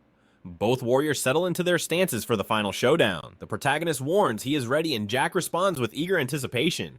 Enemies by circumstance, but warriors by spirit, they share a mutual respect. But the moment the clash begins, Jack blocks him firmly. The boss is strong, initiating a high-octane exchange of energy and steel. They give it everything they have, following the ruthless laws of the back alley. Although they seem evenly matched, Vlad begins to overwhelm him, forcing the boss to his knees. Desperate, Jack slams his hook into the ground for leverage. The strain is visible on his face, but Jack manages to shove the protagonist away and launches a heavy counterattack. But the main character blocks it perfectly, knowing he never would have returned if he wasn't strong enough to tank that hit. Yet this doesn't dishearten the villain. Instead, Vlad's admirable progress thrills him. It brings back memories because Jack used to have a dream too. We shift perspective to a younger, smaller Jack back when he was just a rat in the alleys. He yearned to hold the bright shining stars in his own hands, but he knew the price of the stars was power. That ambition brought violence, and violence brought blood. He did absolutely everything within his power. He climbed a mountain of hundreds of corpses, because in this lawless place, the line between good and evil does not exist. Through sheer brutality, he reached the absolute peak of the alleyways. And yet he wasn't even close to touching the true stars. That dream has now lost its shine, buried under layers of blood and greed, but he never stopped chasing it. Suddenly, Jack senses a blinding light rising above him. It is the light of Vlad activating his overwhelming aura. Before the man can even process the brightness, his good arm is severed from his body. Vlad has become a star that shines by his own merit. Jack's hand hits the floor with a wet thud. He tries to stem the bleeding with his hook while Vlad looks down on him, his gaze cold, asking if that was all he had. In response, Jack starts laughing manically, wishing Jorge could witness this spectacle. Maybe it was his tone or the name drop, but the protagonist snaps. Consumed by rage, he launches another devastating attack. Believing forgiveness was a luxury he couldn't afford, Jack accepted his fate. He had lost to Marcella and now to this boy. A miserable end was all that awaited. Vlad unleashed a storm of strikes, even stripped of his weapon. The older man parried with desperate grace, a manic joy rising within him. He was witnessing the birth of a legend who would rule the back alleys. But Vlad silenced his internal celebration, driving the steel home, right through his chest. Game over. Yet Jack smiled. To be crushed by the rising sun of a new generation, it wasn't a bad way to go. Any final words? Vlad asked, his voice void of emotion. The dying man's hand trembled, gently patting the victor's head like a proud father. You did well, kid. Now get some rest. Life began to drain away. He had lived a villain's life wicked. Fierce and unapologetic, he had been devoured by a dazzling new era, and he had no regrets. Raising a hand to the sky, he felt a strange euphoria. What a ride. With that final thought, gravity claimed him. He plummeted from the balcony, his mind drifting to Jorge in the abyss. Meanwhile, Vlad stood alone. They say revenge is sweet, a natural law. So why did this victory taste like ash in his mouth? His eyes fell on the untouched liquor. He downed it in one burning gulp, the old man's prophecy echoing, "You will soar higher than I ever did." In response, he left a single object on the table, the gold coin Jack once gave him, because a true mercenary only takes exactly what he is paid. Vlad surveyed the ruins of Rose Mile. The underworld was like stagnant water, rotting and still, but today, gazing at the bodies of the fallen, a single drop broke free from that stagnation. A ripple spread through the young warrior's soul, changing the flow of his destiny forever. Outside the tavern, boredom, and his soldiers held their breath, silence hanging heavy in the air. Then the doors opened. Vlad emerged, an aura of absolute stillness around him. His blade and clothes were drenched in crimson, and his eyes, they were dead empty voids that froze the soldiers in place. The blood had turned his tunic black, a grim testament that he had just slaughtered over 50 men, single-handedly. It was a feat beyond human limits. The soldiers didn't just feel respect, they felt primal terror before the night of Shawara. The protagonist walked like a corpse, exhaustion weighing him down. He ignored the officials, veering sharply toward the dark alleys. A voice pierced the haze. He turned.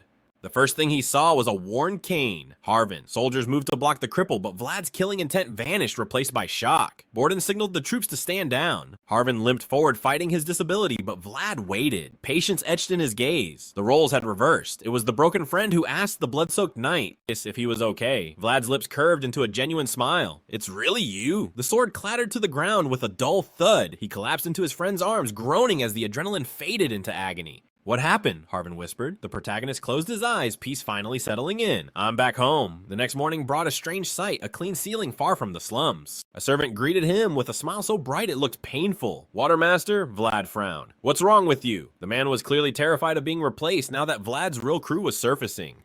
"Listen," Vlad sighed. "Behave yourself and I'll take care of you. Keep your job." Relieved, the servant bowed. "Sir Borden awaits you." Vlad expected an interrogation. He got a mountain of sweets. "Eat this and I'll die," he deadpanned. Borden laughed. "You'll die if you don't eat. You need the energy." He slammed a stack of documents on the table. "The Jack Syndicate's corruption network. We need to tear this weed out by the roots, and it's going to take time." "So what now?" Vlad asked, awaiting Joseph's command. "I'm a fighter, not a scholar. I don't do paperwork," Borden smirked. "Exactly. Congratulations. You are the temporary captain of the guard." The mission was simple: purge the criminals, cleanse the alleys with iron and blood. It was the next phase of the grand plan. Vlad was the perfect blade for this surgery. "Start when you're ready," Borden added. "I've even arranged a visit to the convent for your friend Semina." The man was terrifyingly efficient. "One question." Vlad's eyes narrowed. "Jack's crew, all in the dungeon. Good. I have a visit to make first." "There's someone I need to find," Vlad declared. "If he's not there, I'll tear apart every alley in the city." Arriving at the prison, he found that Jack's men filled every single cell. Vlad marched down the aisle. The jeers turned to whimpers. They recognized him, the Reaper of the Slums. Panic spread like a virus. "He's here to finish the job." Vlad approached a group and they scrambled back like rats. He scanned their faces with calm precision. "There," he stopped. He hadn't recognized him clearly before. The prisoner trembled, confused. Vlad leaned against the bars. "I'm getting you out. The price is 40 silver coins." It was Otar, the outcast with skin darker than the night, rejected even by the gutter rats. Yet he was the only one who extended a hand when Vlad was nothing. "I owe you," Vlad stated. "Because of you, I survived. Because of you, I had the chance to shine." Meanwhile, the convent was buzzing. Novices pressed their faces against the glass. "Look, the rumored Golden Knight. He's even more handsome in person." The director herself rushed to greet him, accompanied by high-ranking officials. They even broke out the expensive wine. A VIP had arrived. Oblivious to the commotion, Semina scrubbed the floors like a servant. A senior nun burst in. "Stop idling, the ceremony is starting," she barked, completely ignoring the redhead. Doing the actual labor. Semina was invisible to them, nothing more than a tool. As the nun left, the other girl sneered at Semina. "This is your fault for being so slow." Semina bowed her head. "I'm sorry." She was left alone with a mountain of dirty dishes while the others rushed to meet the guest. Inside, the Mother Superior beamed. "Sisters, behold our esteemed guest from the Valecito family." The apprentices gasped, eyes sparkling. To them, he was a prince from a fairy tale. But Vlad's eyes were cold, scanning the crowd for Semina. She wasn't here. He had explicitly ordered every nun to be present. Reluctantly, he knelt for the prayers, his patience thinning. Then the rhythmic tapping of hurried footsteps echoed in the hall.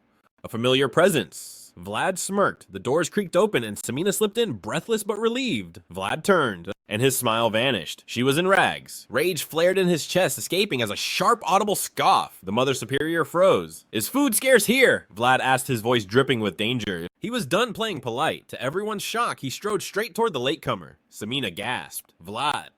No, it couldn't be. Just a cruel hallucination." She lowered her gaze, trembling. A shadow fell over her. Hey, the voice was real. He looked at her tattered dress, her hands raw and bleeding. Oh, from labor. "What the hell is this?" His heart clenched. The esteemed knight dropped to his knees, gently dusting the dirt from her skirt. "Semina, are they treating you right in this place?" The nun stood, frozen jaws hitting the floor as the siblings reunited. Even Samina couldn't process reality, her trembling hand reaching out to verify he wasn't a hallucination. Silence hung heavy in the air until she looked up, tears of pure relief streaming down her face. Vlad declared, "To hell with the rules. They were going home right here, right now." His words struck her soul like a hammer. They were street rats who clawed their way up from the gutter with no parents, no food, and no hope. In this cruel world, they were each other's only sanctuary. Cut to the carriage ride where Semina suddenly turned shy, catching our protagonist's attention immediately. He pointed out that she'd been staring at him for 5 minutes straight. She hid her face in the cushion, blushing furiously. To her, he had transformed from a boy into a dashing noble. Vlad chuckled, reminding her it had only been 6 months, but the gap was undeniable. He looked like royalty, while she felt ashamed of her rags trying to shrink away. But the main character isn't dense. He pulled out a sweet treat to lift her spirits, claiming it was a gift from a knight he met. He was trying to bring back their old dynamic. However, the dam burst and Samina began sobbing uncontrollably. "You're too late!" she screamed. Panic set in for Vlad as he tried to comfort her, but she recoiled from his touch. Defeated, he could only stare out the window at the passing scenery. Meanwhile, a certain blacksmith stared into his dying furnace, feeling just as burnt out as the embers. He felt like a failure with his shop gathering dust and 0 customers. Just as he prepared to close shop for good, his eyes drifted to the empty rack where a masterpiece once sat. He wondered if the kid was still alive or frozen in a ditch somewhere. A tragic but admirable boy. Suddenly a voice shattered his pity party. "Are you closed?" The blacksmith snapped that he was busy, but the stranger wouldn't budge. "What business does a street rat have that's so urgent?" the old man scoffed. "My blade needs a master's touch." It was Vlad. The blacksmith was so thunderstruck that his vocal cords stopped working entirely.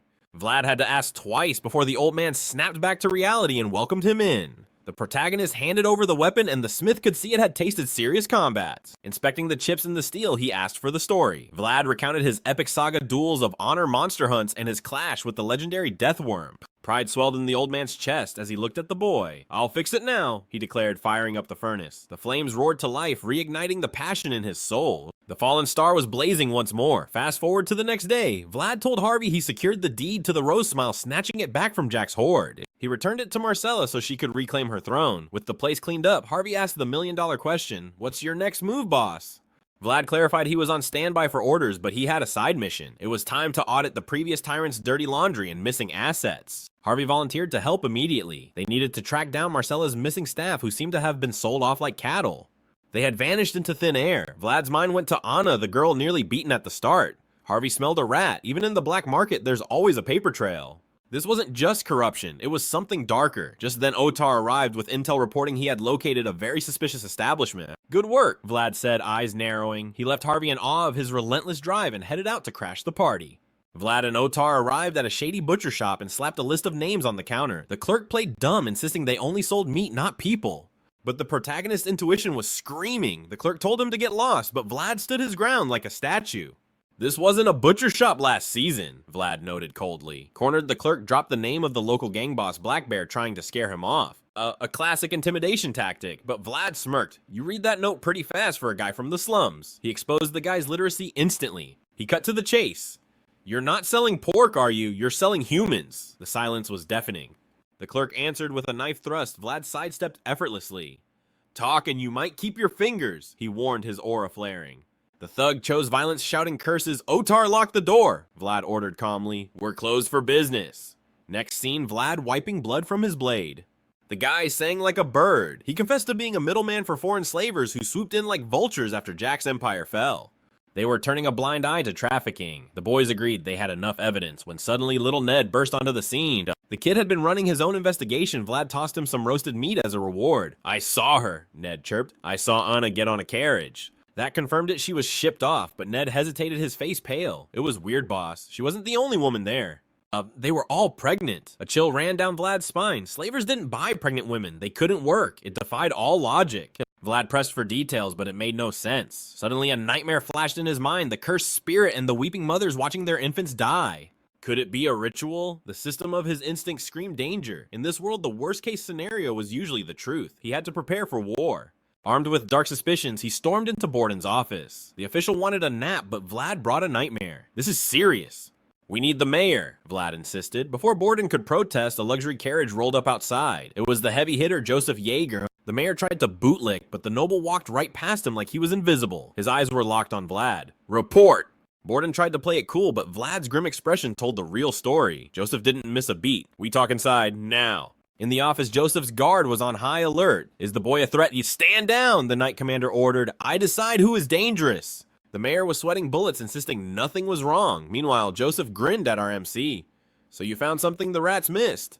Vlad remained humble. I might be overreacting, sir. Joseph nodded approvingly. The boy wasn't just a warrior. He was learning the art of politics. Finally, Joseph turned to the trembling mayor. Nice office. Great view, he paused. But that golden chair, it's a bit too flashy for a public servant. Emotional damage. Asking what was wrong with the seat, Joseph simply sat down, making it crystal clear that the throne of Sawara was now his. Meanwhile, Vlad and Otar descended into the city shadows. They entered the old district, a festering wound of a place that reeked of blood and decay.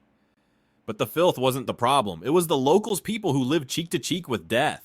Every single day, which explained why Jack never dared to set foot here. This was the infamous Pig Butcher's Alley, and right now a knuckle rapped against the heavy door of the Lion's Den. Silence stretched for agonizing seconds until a thug peeked out playing dumb. Vlad's eyes narrowed. They knew he was coming. Being told to wait was a calculated insult. Clearly a power play to rattle them, but this was a disrespect he could not tolerate. The honor of the Valyesid name was on the line. Vlad forced his rising killing intent down. He gazed up at the sky, reminding himself that a knight cannot lose his cool over trash. The worst part was that he and Otar stood there for hours until the sun began to bleed into the horizon. Yet Vlad remained as immovable as a mountain. When the man finally opened the door, the protagonist gave zero response to his question. Otar, however, was sweating bullets. The thug sneered, claiming they should leave if they weren't coming in. But Vlad's voice dropped to absolute zero. If you close that door now, you will not survive the consequences. A clear threat that left the man frozen in confusion. Vlad declared they brought this on themselves and unfurled his banner. Tell Blackbeard the representative of Valyesid is here. Tell him to come out and face me. Has he not heard the rumors? He should know exactly what happens when I plant my flag on new soil.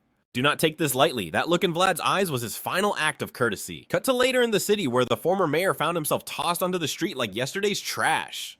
He stared at his lost dominion while Joseph watched with a smirk that might have been pity. Sure, the guy was corrupt, just paying for his crimes. But Joseph was here to expedite his karma. He turned to Vlad asking about Blackbeard. The report was calm. The crime lord agreed to cooperate within reason. Surprisingly, the conversation had gone smoothly, which made zero sense for a gang boss. It was proof that Vlad was evolving and Joseph's mission to forge the perfect knight was proceeding better than expected. He congratulated him before addressing his new army. 5 knights, a mage, administrative staff, and elite soldiers at his command. And a squire with the potential to become a legend. These were the vassals who would share his fate. If he rose to become Count Valyesid, they would ascend to the heavens with him. But if he fell, they would all burn together. This was the final hurdle for Sawara. He vowed to rule with everything he had. This was his last chance to prove his worth. So Gregory would lead the investigation team. Gregory bowed in gratitude. He wasn't fully loyal yet, but his neutrality between the brothers made him the perfect tool. Gregory requested specific assets. He needed Cade for his mastery of tracking and Vlad the rising star whose blade knew no fear. Scene shift to the barony of Udman in the city of Mokham. A massive mansion loomed under a sky tearing itself apart with storms. The Baron and Baroness watched their son with desperate eyes. The boy lay dying in bed. They turned to a shadowed figure. Will this ritual truly save his life? The voice confirmed it, and the parents were blinded by grief. The Baron accepted handing his soul over to pay any price. The mysterious figure began to levitate a terrifying dark aura, exploding outward to reveal a woman. Do not fear divine punishment, she laughed. God cannot watch everything, which is why people like me exist. Meanwhile, Gregory's team trudged through the rainy forests. They were relieved to be nearing their destination. Gregory uncorked a flask of spirits to fight the chill, but Vlad ignored the booze, opting to hunt for firewood instead. To start a fire, a habit ingrained by his master, Yeager. The problem was the relentless rain had soaked everything. Luckily, Cade returned with some dry timber. It was usable. Cade took a moment to thank the protagonist for saving him back, then referring to the ghost mission. Vlad shrugged, claiming he was just doing his job. Still, Cade insisted he owed him his life. Gregory smiled, relieved. He had chosen well. Most knights would have turned their noses up at this dirty work. The mention of ghosts brought thoughts of Borden. Gregory clarified the mission parameters. From here on, they were mercenaries following a tip from Blackbeard.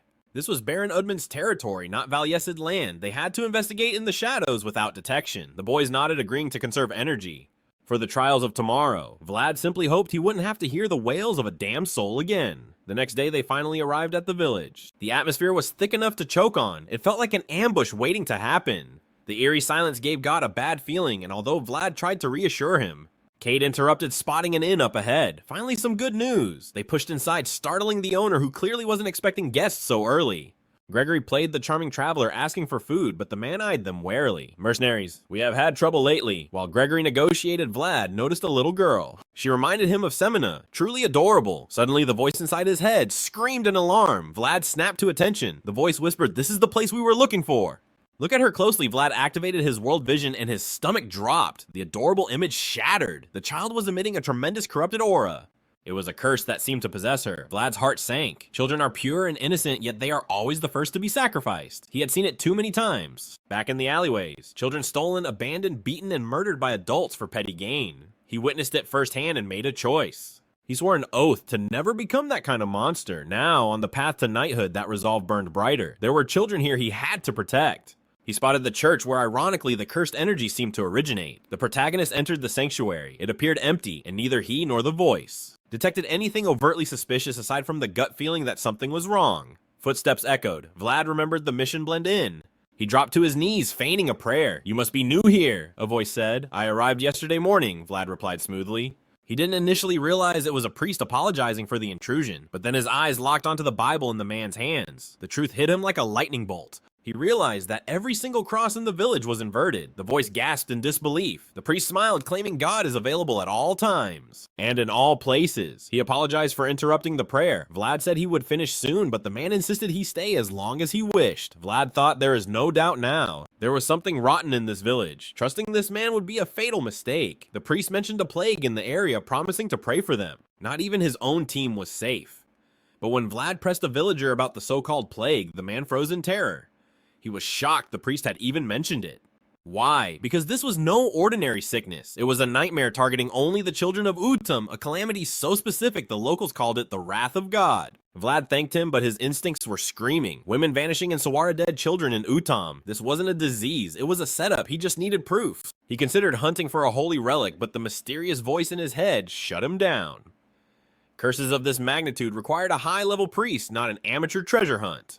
Helplessness clawed at his chest, a massive conspiracy, and he was powerless. Then he saw it, a shadowed figure whispering to the local children. The kids held inverted crucifixes, twisted gifts from that corrupt priest. The hooded stranger glared at the holy symbols with pure disgust, handing them back before walking away. Suspicious, that was an understatement. "Caution," the voice hissed. "That is no ordinary mortal." But Vlad, confident in his street skills, grinned. He would tail the guy and pick his pockets. Big mistake. The stranger had sensed him miles away. He lured Vlad to the desolate outskirts of town. Vlad sighed, ready to give up and report to Gregory, but then... "Move!" the voice screamed. "He is not letting you leave. You are the prey now." A blade flashed before Vlad could even touch his hilt. Shock froze him, but the voice barked orders, guiding his block just in time. The weight of the blow told the truth. This was a knight.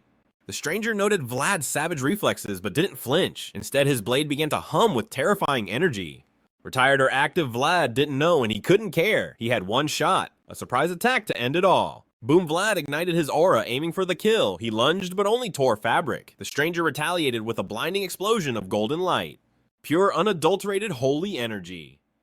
"Stop!" the voice roared, but momentum couldn't be halted. Steel crashed against steel in a thunderous impact. The force brought Vlad to his knees, completely overwhelmed. This wasn't just a warrior. The aura gave it away. This was a holy knight. Vlad tried to speak to explain the mistake, but the blade was faster than his tongue. The hood fell back. It was a woman, and she had already passed judgment. Elimination. The voice flooded Vlad's mind with tactics allowing him to barely parry, but her strikes were impossibly heavy. She wasn't using aura. She was wielding a divine blessing. She didn't need to manifest a mental world. The authority of God backed every swing. Vlad gritted his teeth. Infinite power from the heavens. That was cheating. Yet even perfection has cracks. Her stance had holes. He saw a gap. Vlad lunged with lethal precision, moving with an intensity that promised violence. He had her swish. She vanished like smoke. "Focus," the voice warned. Too late. A hand clamped over his face like a vice. Bam, she slammed him into the earth, pinning him instantly. Before he could twitch, cold steel pressed against his throat. Checkmate.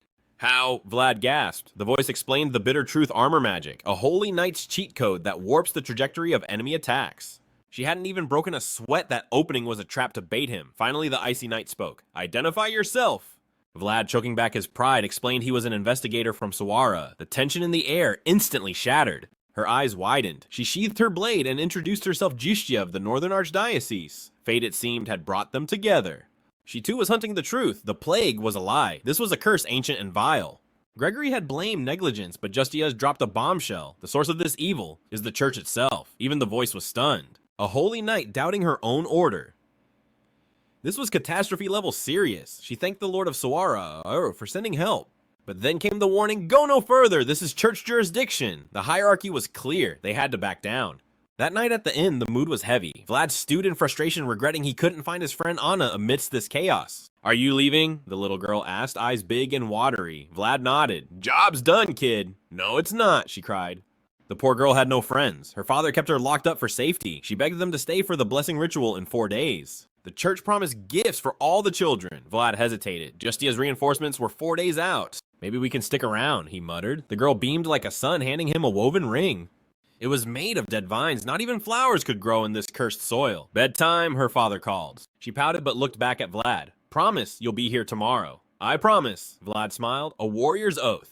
But fate is cruel. Halfway to his room, a thud echoed behind him. The little girl stood freezing, trembling violently before collapsing like a puppet with cut strings. Marion, her father screamed. Vlad rushed over. She was convulsing. Open your senses, the voice commanded. Vlad recoiled in horror. Dark malicious energy was strangling her soul. Justya burst into the room, her face pale at the sight. Marion's life force was being ripped away.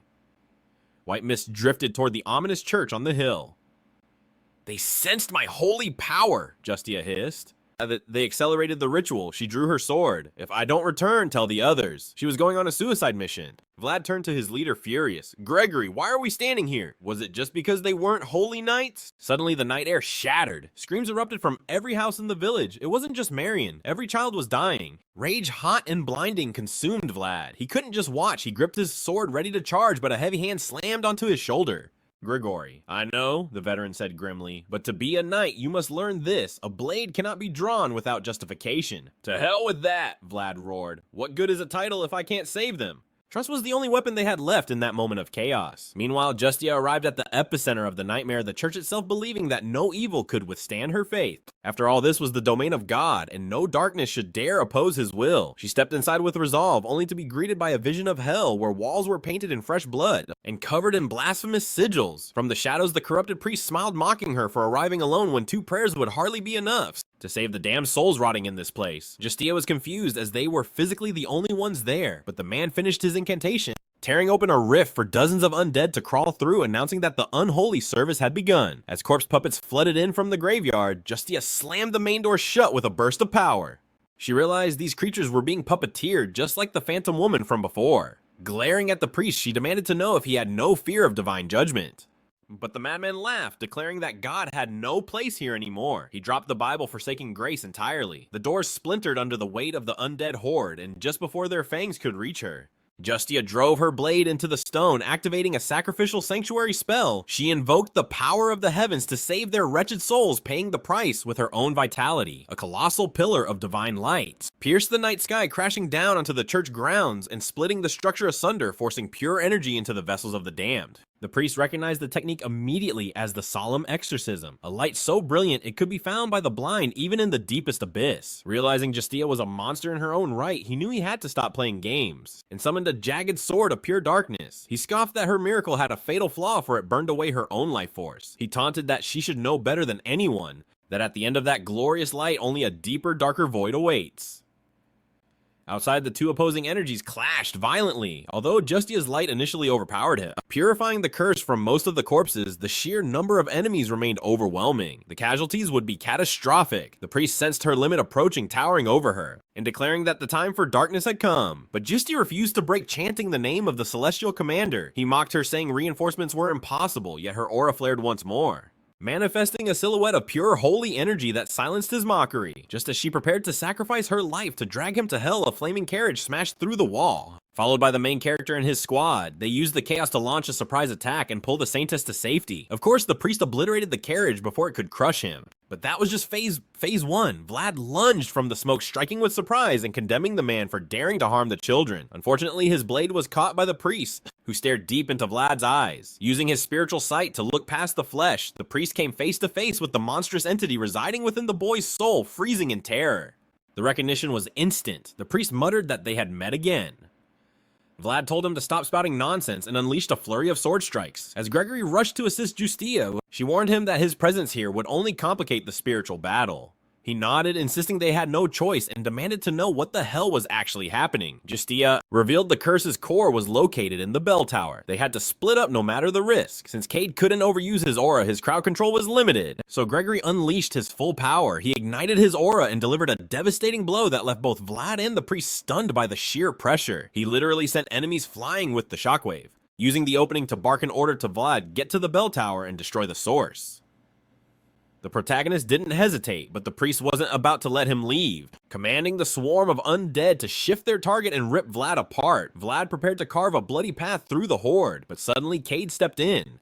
Empowered by Justia's blessing to fire holy arrows, he promised to cover Vlad's back, telling him to run and never look back. The plan was flowing perfectly, though the voice in Vlad's head remained tense. Ignoring the warning, Vlad flared his aura, tearing through the obstacles in a frenzy until he reached the stairs and began his ascent. He clutched the ring Marianne had given him, resolving that while he couldn't save everything, he would fight for what he could. It echoed what Gregory had taught him about needing a justification to draw a sword. This was it. They swore to protect the people, and they would honor that oath, even if it meant stepping outside the law if they were where they were needed. Then hesitation was not an option. Like true knights, they would burn their own bodies to become torches that illuminate the darkness. Back on the ground floor, Gregory fought like a demon, bisecting the undead with terrifying precision while his aura shield deflected every scratch. Every swing of his blade carried enough weight to split the earth itself. As Vlad climbed, Cade rained down support fire, his fingers dripping blood from the relentless barrage. He joked that he wished girls chased him this aggressively in real life as the enemies kept crawling toward them. Meanwhile, the priest lay battered in the corner, defeated, yet still insisting that he was a being beyond the reach of death. This arrogance annoyed Gregory, who decided to test that theory by severing the man's head, to see if he could keep spewing garbage without a throat. The priest laughed until the knight delivered the final blow. One clean strike and the head rolled, causing the undead puppets to collapse instantly, proving Gregory right that the priest was the sole controller. The knight sheathed his sword, complaining about the long day, and reached for his flask.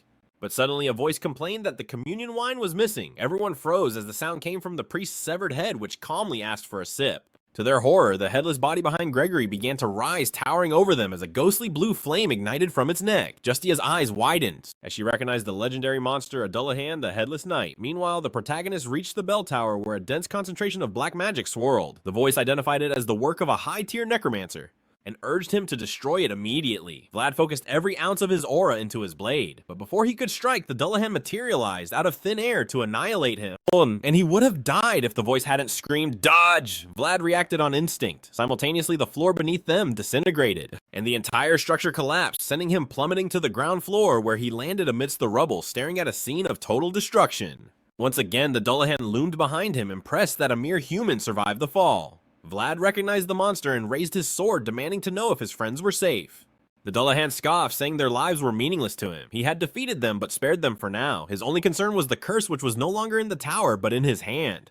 Vlad demanded he hand it over. The monster challenged him to try and take it, sparking a brutal clash between the protagonist's shining aura and the Dullahan's cursed blade. The monster warned him not to get too close, claiming he didn't want to hurt a comrade. Vlad was confused, shouting they weren't allies, but the Dullahan clarified he wasn't talking to the boy, but to the entity living inside him. That revelation left the protagonist completely stunned. A hurricane of steel ensues. The attacks are so savage he can barely breathe. The voice roars in his mind, "These are not the movements of a mortal." The system assists his defense, but the Dullahan scoffs at his speed. A death blow descends, but suddenly the trajectory shifts, defying the laws of physics. Was it a defensive artifact? No, his gear is completely standard. It was the snake spirit interfering from the shadows. Even the headless monster is stunned by this anomaly. The clash of steel rings out, but the power gap is absolute. Vlad realizes he is hitting a wall. If he doesn't evolve right now, he dies. He remembers Rudiger's lesson, the art of manifesting one's inner world. He tries to ignite his aura again, but something changes. Their mental landscapes are weaving together, a shared horizon where two souls meet. Vlad makes a crazy proposal. Let's merge. The I becomes us. The voice grins and accepts. Soul synchronization complete. A brand new aura explodes forth. A blinding white energy. The Dullahan recoils in shock. Vlad unleashes everything, drawing power from the voice's ancient domain. Boom, a cataclysmic blast erupts. Lightning tears through the church walls. Thunder rolls across the entire village, but when the dust settles, despair sets in. It was barely a scratch. Just a mark on the back of his hand. Vlad's spirit vessel was too weak for the voice's ocean of power. He has maybe 2 strikes left before burnout. But the enemy admits, you actually put me in a bind. The monster sighs. I was going easy on you. He thought they shared the same sword style, but now playtime is over. He unveils his true form azure skin glowing with menace. Clad in armor fit for a titan, he launches a strike that splits the air. Vlad barely deflects it, scraping the bottom of his spiritual reservoir. The Dullahan nods. This kid has potential. His eyes don't lie. This isn't recklessness, it's infinite possibility, but Vlad's body shuts down. Exhaustion claims him. The Dullahan raises his blade. I will grant you a warrior's death. The executioner stands tall. The blade drops toward his heart. It looks like the end, but then steel hits flesh and stops cold, caught bare-handed. But look at those eyes, that is not Vlad. The ancient soul has taken the wheel, his aura leaks out like toxic gas. You dare touch the children! Heaven's wrath strikes in the form of lightning. Physical manifestation achieved. The lightning actually burns the monster. The voice rises. His memories are fragmented. The fog of time is thick. But one thing remains clear, a duty carved into his very soul. His existence is defined by this mission, and now the controlling this puppet body? He marches forward, step by step, imposing dominance. Then flash. He moves at the speed of light. The headless knight panics and dodges. Too slow, the voice is already there. He grabs the enemy's helm and slams him into the earth. You dare call these pathetic tricks martial arts? The Dullahan gasps. Who are you? The voice sneers. Trash doesn't need to know my name. He strikes to kill. The headless one barely escapes, but for the first time, he knows the taste of fear. Those eyes, pure white voids. This isn't a human, it's a predator looking at food. Suddenly the voice vanishes, complete stealth mastery. An invisible barrage hits him, hundreds of aura beams, then a whisper in his ear. The voice teleports behind him like a ghost mocking his existence. You mocked the boy, my precious vessel, and for that you will pay. The Dullahan freezes. He is supposed to be immortal, he is supposed to feel no pain. Yet agony slices through his soul. A few strikes later, the immortal is crawling in the dirt, paralyzed, shattered. He questions reality. How can a monster like you exist here? The voice answers with steel. A white blade pierces his chest. Hand over the curse. Now. I want it right now. The Dullahan refuses bad move. The voice rips the legendary armor apart with his bare hands. He exposes a hidden compartment where the curse was stored. He tries to grab it, but it's fused to the monster's essence. Fine, I'll force it out. Spiritual pressure maxed out. Seconds later, the stolen life force floods out. Returning to the children of the village, the voice looks down at the beaten trash. Muscle memory kicks in. He knows exactly how to slaughter evil. Even without memories, the instinct remains. The Dullahan realizes his fatal mistake. This isn't a fellow dark artist. This isn't a cheater who escaped death. They are not on the same side. The voice begins the butchery, dismembering the body piece by piece. I don't need memories to tear you apart. Limbs fly, feel the despair you inflicted on others. Finally, only one limb remains. The once proud knight crawls like a worm, begging for mercy. But mercy is not on the menu. Desperate, he screams a name. Lamashtu, save me! The atmosphere shifts. Darkness answers the call. The abyss embraces him. Demonic claws burst from the ground. A rescue mission. The voice watches closely. No, that doesn't look like help. It's a repo job. The devil has come to collect the debt, screaming in absolute terror. The Dullahan is dragged into the netherworld, gone in seconds. The voice frowns. That name. It rings a bell in the void of his memory. But the body reaches its limit. Vlad collapses. Consciousness fades into black. His last thought, I'm proud of you, kid. You held on. The sun rises over the chapel. The nightmare is over. But meanwhile, back in Mochiam, the Witch Queen sits on her throne. She saw everything. She recognized that brilliant ancient ruthless magic. Techniques from a lost era. Resurfacing in the modern world. She smiles. It begins. The cracks in the world are forming. The era of chaos she waited for is finally here. She turns to her new servants. Take what you want from this kingdom. They used to serve Utam. Now they belong to the darkness. This is the price. The price Baron Utam paid to revive his son. But look at the boy. A drooling empty husk. Mochiam has fallen to shadow for a soulless puppet. She declares her rule. Her knights are transformed. Just like the Dullahan, a legion of headless nightmares awaiting her command. The will of Lamashtu reigns supreme. Back at the village, Vlad wakes up 3 days in a coma. Gord laughs. Boss, you looked like a dirty rag when I found you. I had to drag your sorry self all the way here. Vlad ignores the insults. The others, recovering. Gord leaves to report. Vlad sinks into thought. Relief washes over him. Everyone survived. Justia's barrier was the MVP. Even the voice admits, that girl is built different. Wait, he realizes something. He isn't holding the sword, yet they are talking. The connection is permanent now. Telepathy unlocked. No more whispering like a crazy person, but the stakes have risen. They share a dark secret now. The ancient power is real, and it saved them all. Vlad offered his heartfelt thanks, stunning the voice into a shy silence. The entity grumbled that he worked hard too, prompting a rare, genuine smile from our protagonist. They finally felt like a true team, synced in body and soul, but as he tried to leave, a holy knight blocked his path. Vlad simply stated that Commander Justia would vouch for his identity. The guard eyed him with suspicion before going to fetch the woman. Although the knights arrived too late for the main battle, they were here to clean up the aftermath and protect the village.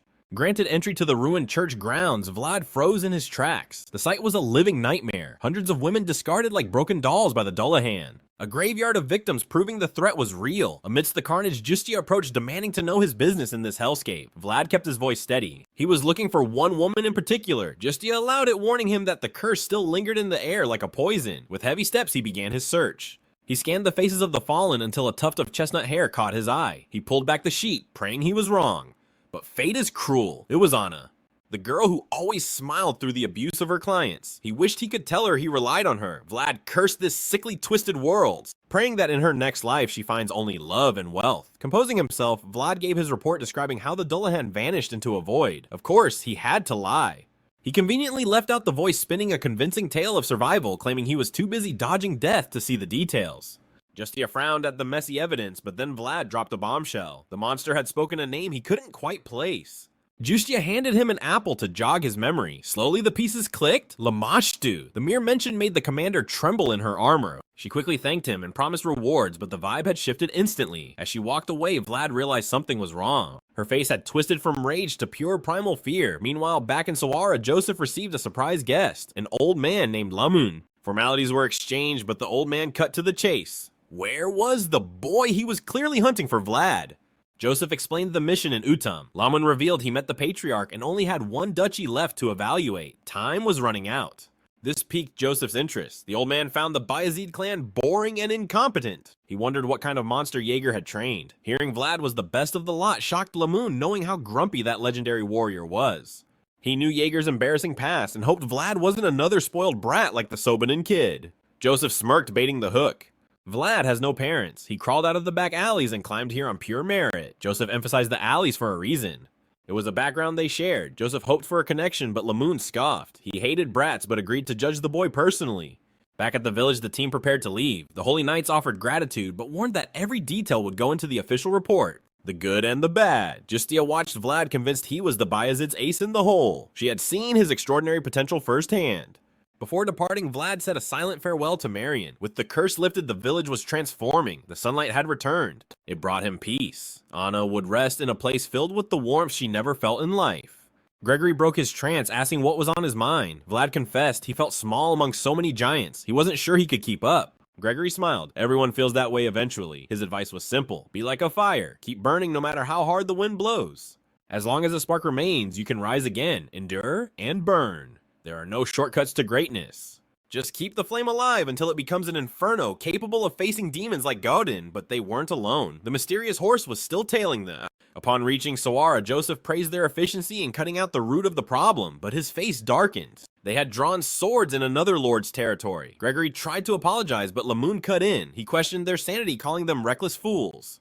The stranger's harsh words caught Vlad's attention. Joseph sighed, explaining that the empire was crumbling. They had touched a raw nerve. Chaos was erupting everywhere. With turf wars exploding in every region, the North needed to stay stable. Strange events had already alerted the Iron Duke. Their little adventure had put a target on the Bayezid clan.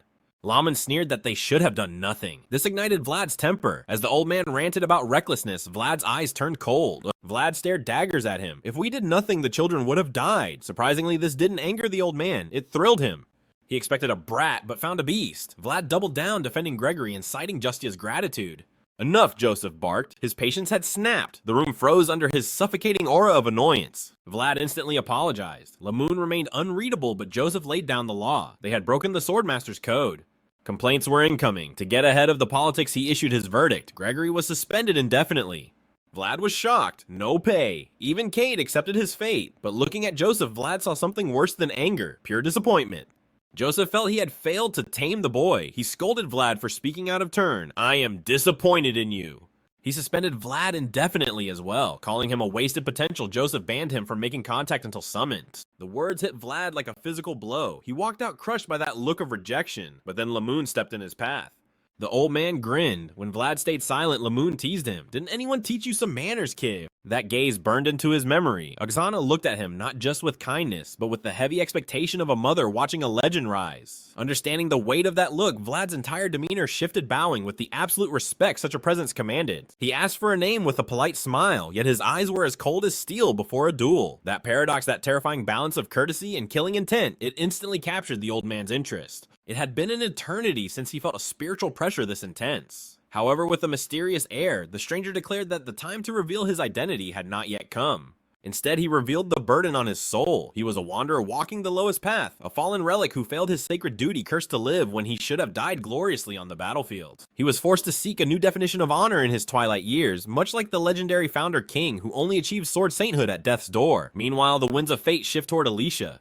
Standing beside her loyal guardian, she scrutinized the map. Count Gaidar was swallowing the northern territories like a voracious beast, and now only a single piece of Irmar remained unconquered. This meant war was inevitable. The western forces were closing in like a storm, their only hope sending an urgent plea to Count Valacid before the hammer fell. If Alamar fell, Valacid would be the next lamb to the slaughter. Amidst this tension, Alicia smiled, thinking of the handkerchief she entrusted to Vlad. The boy was forging bonds with the Holy Knights, evolving into a man of true worth. Her guardian smirked, teasing the proud look on her face. A crimson flush betrayed Alicia as she admitted her interest in Vlad was far deeper than mere curiosity. She had even dispatched shadows to track his every step. Ironically, tailing such a dynamic target had sharpened her spy network into a formidable blade. This intel would be their lifeline.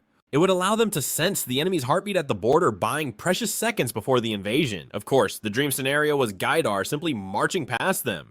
But the veteran knight remained grim. The era was shifting like shifting sands. While change often heralds disaster, he knew that within the chaos, a flicker of hope and comfort could still be found. Back in the grimy alleyways of Sawara, Vlad was giving the old blacksmith an earful. He demanded to know why his blade had turned to scrap metal so quickly. When the protagonist claimed he clashed with a headless Dullahan, the smith looked at him like he was crazy. Joke or not, the old man asked the million gold question, wasn't it time to upgrade? Vlad paused stunned. The smith insisted the weapon was unworthy. If a dragon tries to fly with sparrow wings, the wings snap. Using inferior steel would only lead to a shattered blade in battle. Then a memory surfaced. A lowly mercenary had once demanded a blade capable of severing spirits. The smith was baffled until the man mentioned that Vlad of Sawara was out there actually fighting such nightmares. The main character recalled that encounter. The mercenary had traveled all this way seeking the exact same steel Vlad used. For the blacksmith, it was a moment of profound relief. It proved the boy was still breathing and achieving miracles with a piece of junk. Vlad looked confused, but the craftsman saw the truth. The boy was evolving at a terrifying rate. He was becoming a true knight, but steel does not grow. One day that sword would fail to keep up with his speed and shatter, leaving him defenseless in the jaws of death. He wasn't demanding a change today, but the warning was clear. When Vlad begged him to forge a new masterpiece, the smith refused. This repair was his final work. The rejection hit the protagonist hard. Despite his monstrous strength, Vlad revealed a glimpse of the child within, terrified of saying goodbye to his past. Softening, the smith asked if he needed the weapon immediately. Vlad hesitated, then his expression hardened. He would need it soon. Sensing the shift, the blacksmith began to grind the steel with a focus that bordered on obsession. His concentration mirrored Vlad's own intensity. The resulting edge was so lethal it looked reborn. Handing it over, the old man grumbled at him not to return so frequently.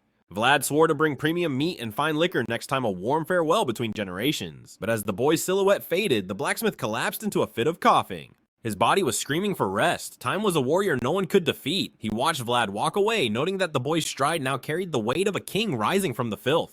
With a soul that bright greatness was inevitable. Meanwhile, the protagonist navigated the shadows of the slums, his senses screaming. The hunter had become the hunted. Vlad wasn't a fool. He led his pursuer through a maze of despair until he vanished into thin air. The stalker, revealed to be Lamed, chuckled in the darkness.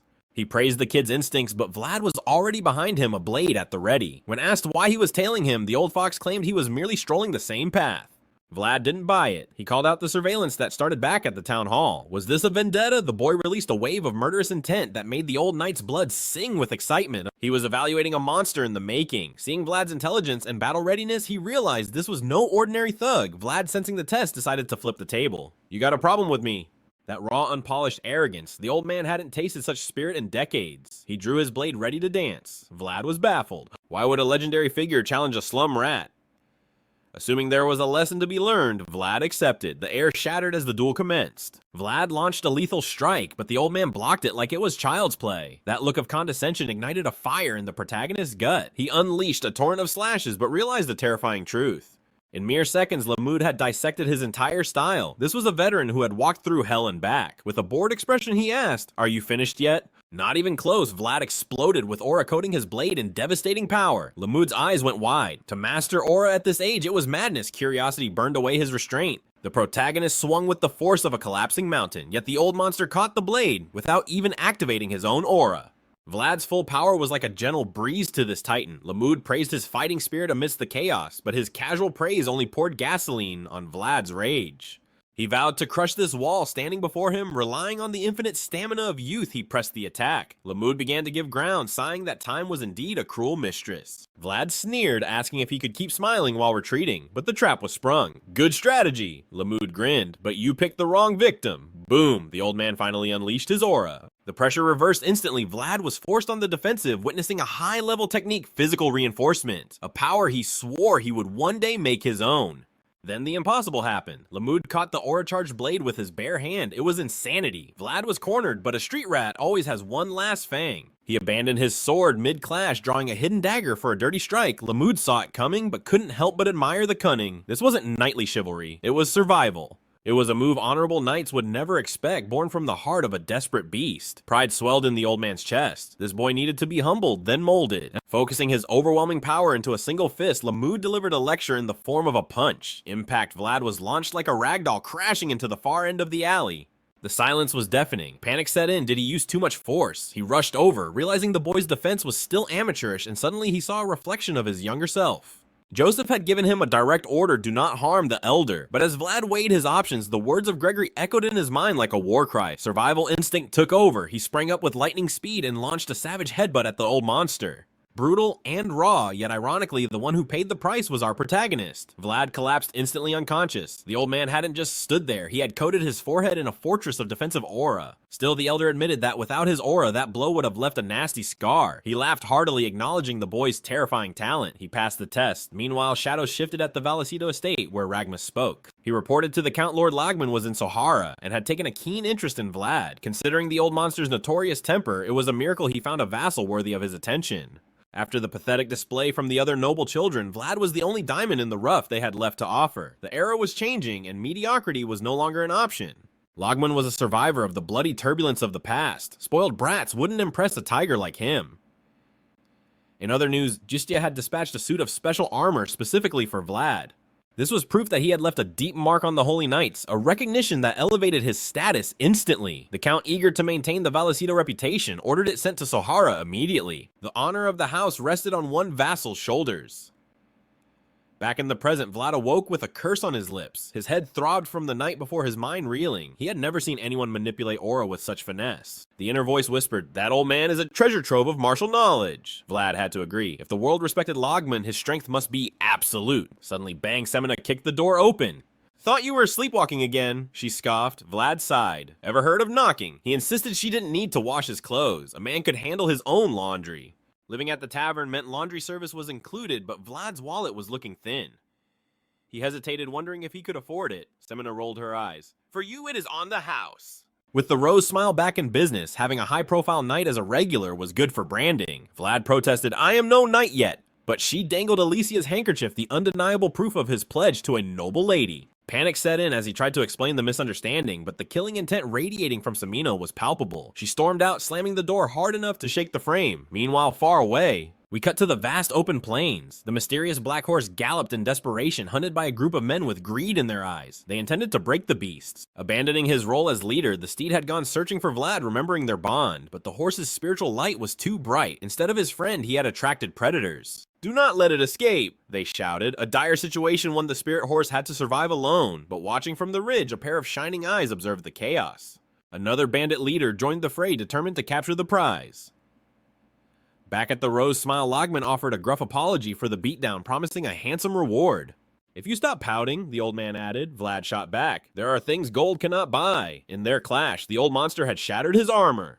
It was an item of immense sentimental value, now reduced to scrap. Regardless, Logman ordered him to follow. "You need to stay active," he said. "Show Joseph you are a useful asset." That piqued Vlad's interest. What was the old fox planning? Logman simply grinned, a glint of mischief in his eye. "Tell me, boy, do you like horses?" And so the quest began. They ventured into the wild prairies, hunting rumors of a legendary black horse roaming the area, a beast known as the Spirit Horse.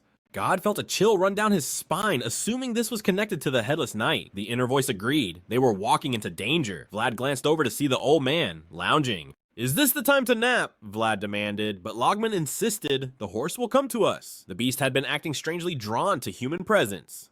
It had been approaching carriages, a behavior unlike any ordinary steed. The tension made Vlad uneasy, but Logman remained stoic. "Stop overthinking. Fate will take its course." Of course, this was all a setup. The old master wanted to see the protagonist in real combat. If the boy performed well, he might just bestow some secret techniques. As they spoke, Logman was internally shocked. To grasp the essence of aura in merely 4 months, the boy was a monster. He had progressed miles, yet he still lacked his own color. Aura is the physical manifestation of the heart itself. Vlad's energy fluctuated between blue and green, proof that his inner world was still in chaos, undecided. This revelation struck a chord with Vlad. "How do I forge my own color?" he asked. It was clear Jaeger had only taught him the theoretical basics. Logman explained, "You must bare your soul to the world. Do not hide your true self. Create the image that forces your inner world into reality. That is the key the Trigger Knights used to unleash their aura." Vlad searched his memories looking for a clue.